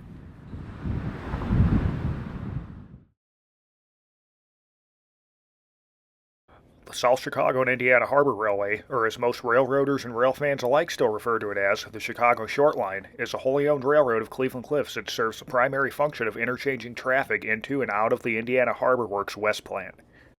The railroad physically owns very little trackage, mostly confined to their small yard and engine shops in South Chicago, and an extreme majority of traffic moved by the railroad is to and from the steel plant at Indiana Harbor. To access the mills, the railroad has, for many years, leased the 7-mile-long CSX Lake Subdivision, the old B&O passenger main into Chicago. Today, the Lake Sub starts and ends at the NS Chicago line, and the short line as well as the mill itself have taken full advantage of this connection and run several unit trains to and from the Norfolk Southern each week, as well as manifest traffic being interchanged just about every day. For the delivery and interchange of unit traffic, as well as needing to cross the NS Chicago line to access Amoco Yard, short line crews are qualified over several miles of the NS. This railroad can get quite confusing, so refer to this map for several locations shown throughout this final segment as we head to Front Street on the CSX Lake Sub for some short line action.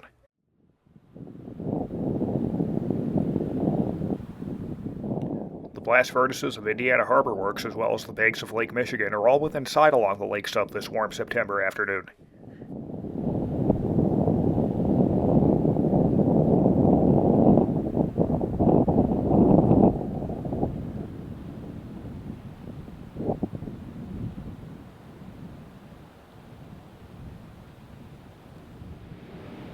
From right to left is the far west end of Amoco Yard, the NS Chicago line, and then the CSX Lake Sub. A short line crew has just finished interchanging with the NS, and the faint headlight of their train can be made out to the east. Unfortunately, Amoco Yard and the mills are essentially totally inaccessible to public vantage points, so we'll be observing from a distance. The crew is delivering a B-26 train of traffic to the west plant of Indiana Harbor, and will shove into the plant off the lake sub on the Youngstown connection, aptly still named for Youngstown Steel. Today's second shift short line crew has made rather quick work of their delivery this afternoon and is heading back to their shops in South Chicago with just their engine and caboose. The short line rosters 4 locomotives, all of which are still in the colors of and lettered for the Chicago short line. These include EMD SW 1001s 28 and 29, as well as 2 SW 1500s, the 30 and 31. The railroad also makes use of the SCIH 4 and 5, which are transfer cabooses used as shoving platforms.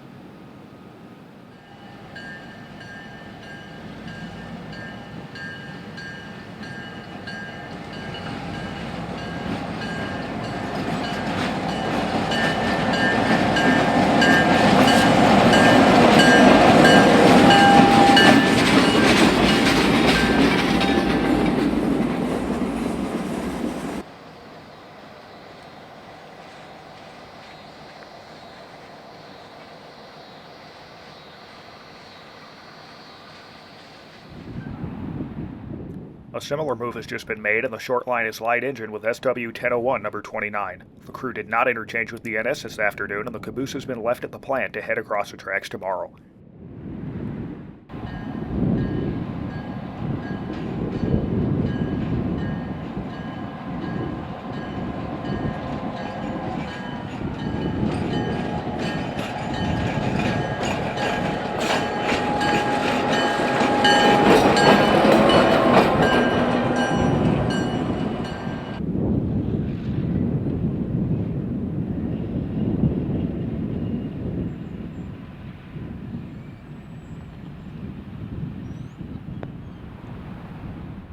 A mile west of our previous location is Lake Street. We're now within Hammond city limits, and this is the only road crossing of the 3 on the lake sub not to be a quiet zone.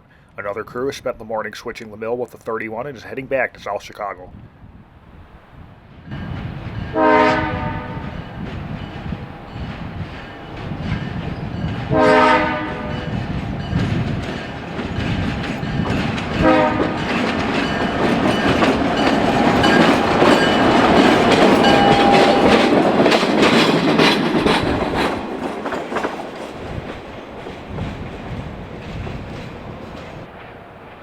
Looking west, we glimpse a loaded coke train off the NS that the mill is not quite ready for yet.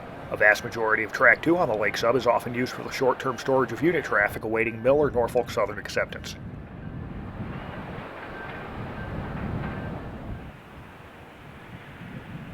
From time to time, the short line will use road power off the NS for switching duties, and that's just the case today at Lake Street with another crew pulling a few mixed cars out of the mill.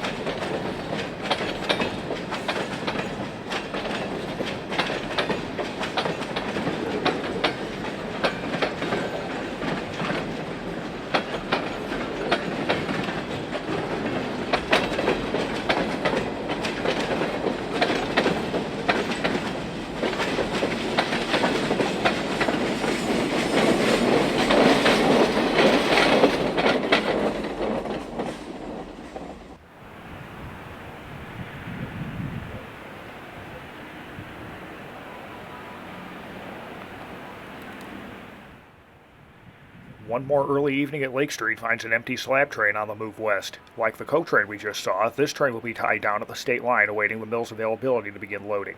Note that Track 2 of the lake sub is welded while Track 1 remains jointed rail.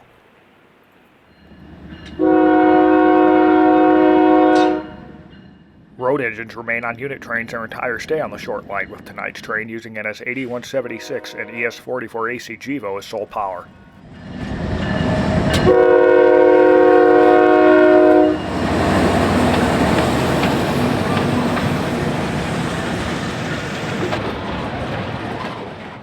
These unit slab trains run a few times weekly and are loaded with Indiana Harbor-produced steel destined for the AMNS finishing mill at Calvert, Alabama.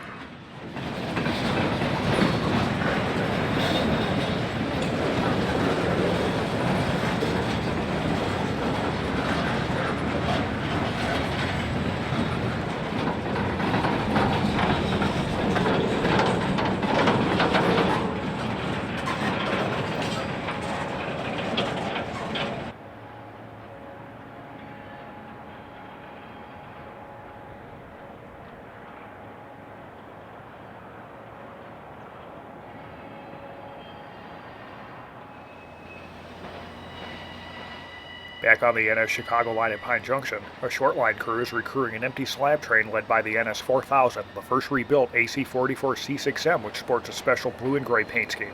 The SCIH will operate this empty 61C train the remaining 4 miles on NS rails before swinging onto the CSX Lake Sub and delivering the train to Indiana Harbor. These slab trains are quite long, and tonight's is well over 100 cars in train length.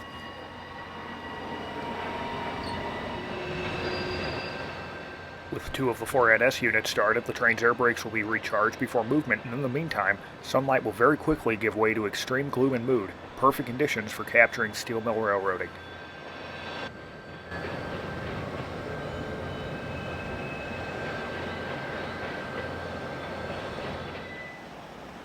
Short line here, recruit on this 61C at Pine, looking for a route to CSX number 1 when you can take this.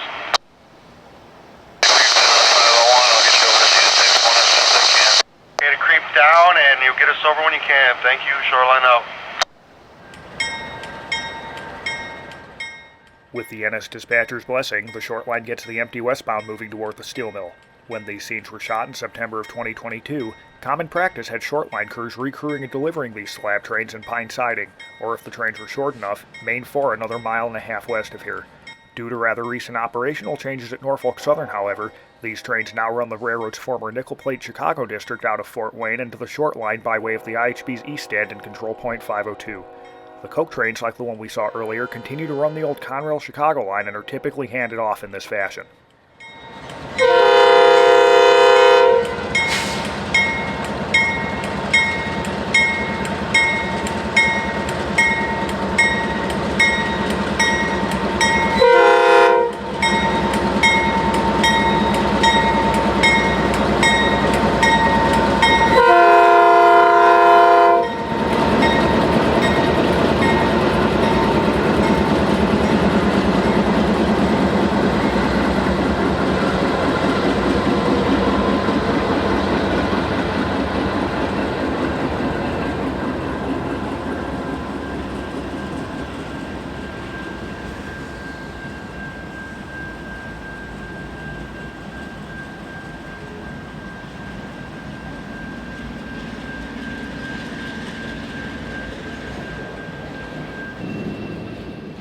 Note that for fuel consumption's sake, only the first 2 Gs are online, while the second 2 are only along for the ride and will be the lead units on the loaded eastbound train tomorrow. You don't see too many trains consisting of exclusively gondolas, but the loaded 60C and empty 61C are 2 exceptions. While Norfolk Southern and Cleveland Cliffs have been jointly modernizing the fleet on these trains with newer cars over the last few years, you can still see many relics of Conrail, Norfolk and Western, as well as Southern vintage if you look closely. We'll head 1.5 miles west of here to 501 to catch the train one more time in last light.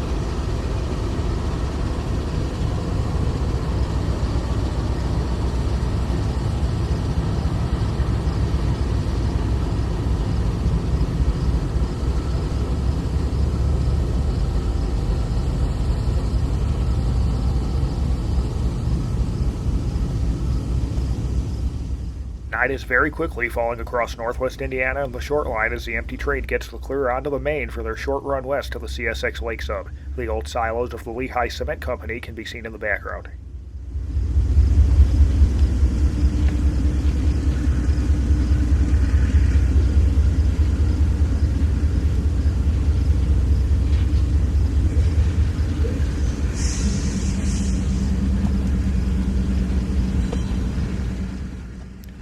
We'll head back to Front Street in the Lake Sub to catch another 61C being switched into the mill.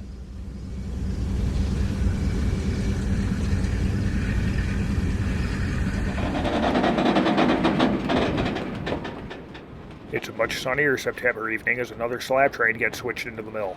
As today's train was delivered on CSX Track 2, the crew has had to make rather extreme westbound pulls for headroom to first clear the Youngstown crossovers before shoving into the plant. The mill's B yard, which receives these trains, is not terribly large, and the train will have to be broken into several chunks for loading.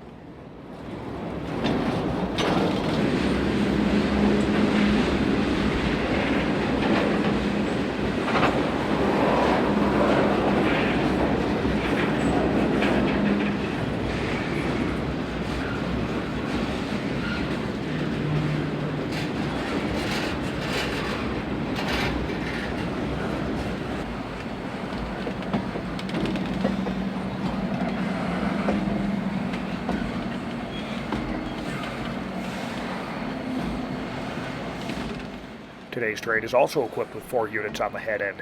Like the one we just saw, the eventual loaded train will be delivered to the NS with a 2x2 DPU configuration with 2 units on the head end and 2 on the rear. For the EMD fans out there, only the 2 SD70 ACEs are online and sound great even at lower notches.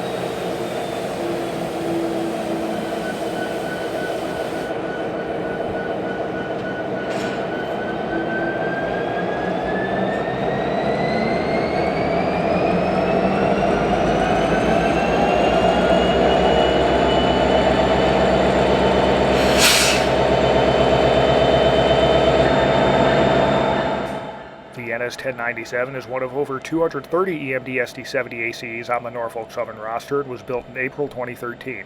The 1214 behind it is much newer, being built in May 2019 and is classified by the railroad as an SD70 IAC.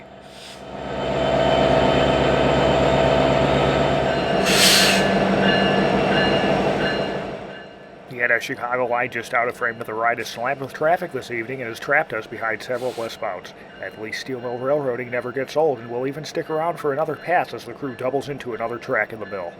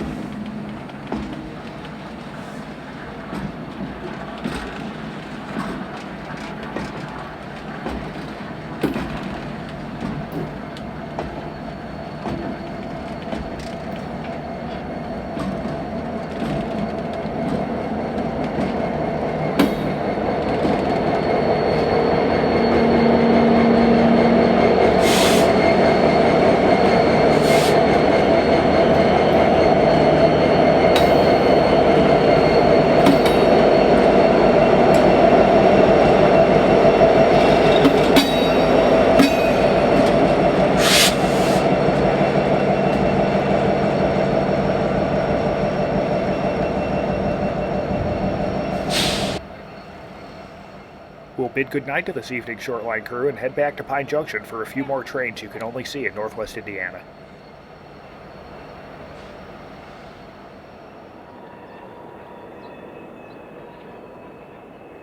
It's a frosty November morning in the region, and the sun is quickly rising on a much shorter 61C the short line will be picking up later on this morning.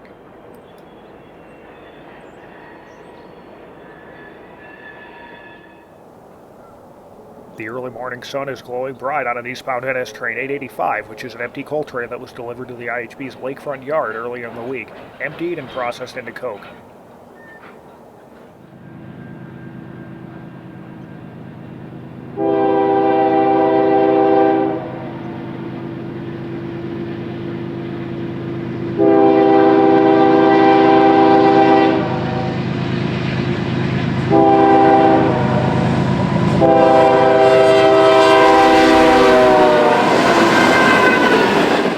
The train is headed back to the West Virginia coalfields for reloading, and the cycle will continue once more.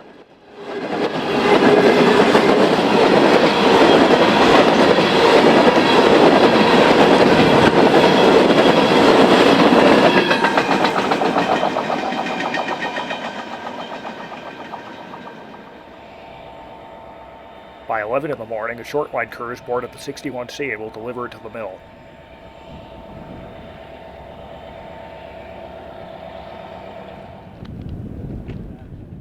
Unfortunately, our view of the train will be blocked by a quickly approaching eastbound stack train, NS train 260.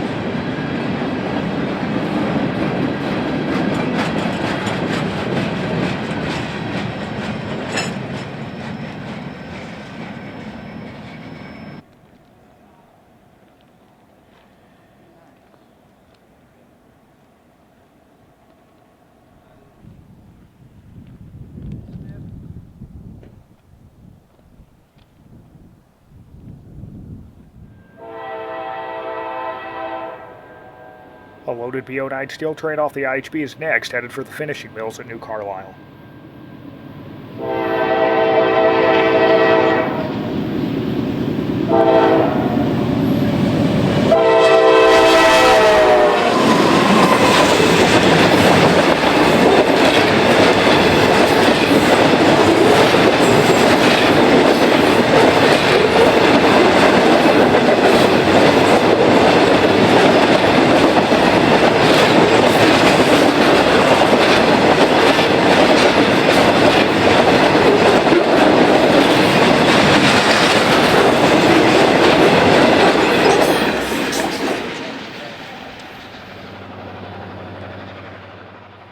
The action never stops at Pine.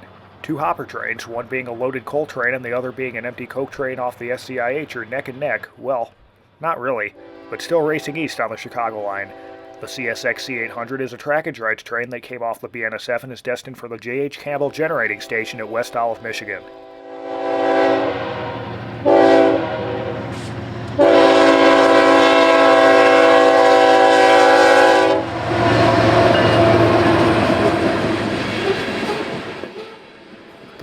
approaching 809 has just come off the short line and is getting up to track speed, destined for reloading at Portsmouth, Ohio.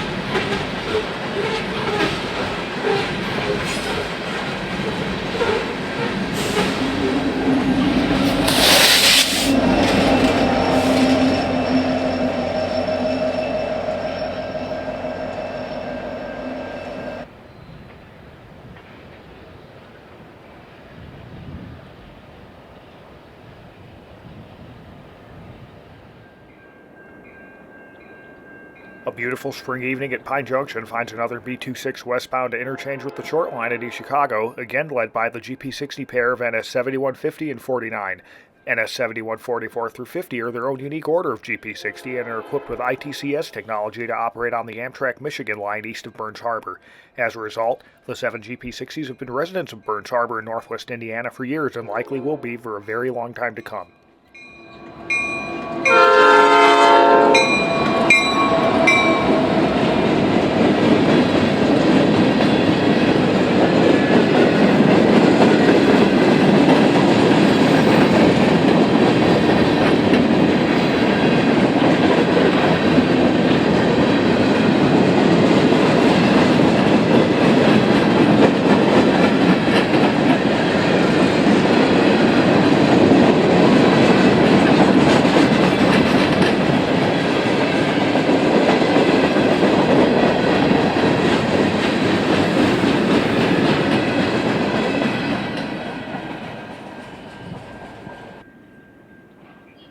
The train is ducking under a Canadian National train being built out of Kirk Yard, shrouded in a beautiful mid-April haze.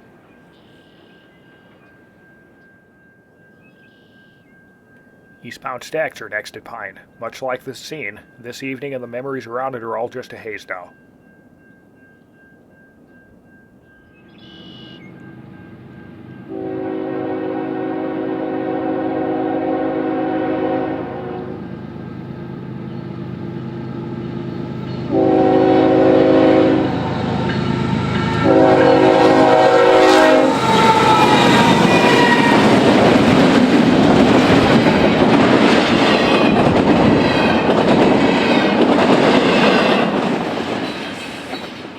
One more C800 is approaching Pine, this time running the CSX bar sub to East Curtis, just east of here.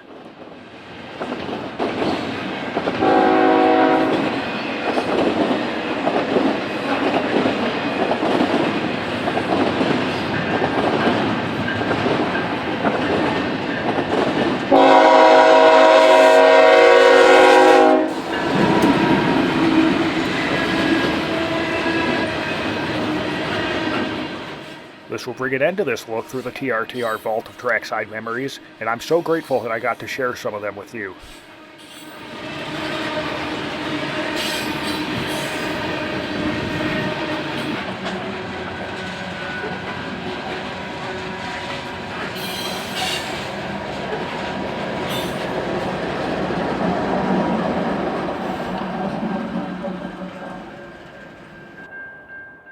And as always, thanks for watching.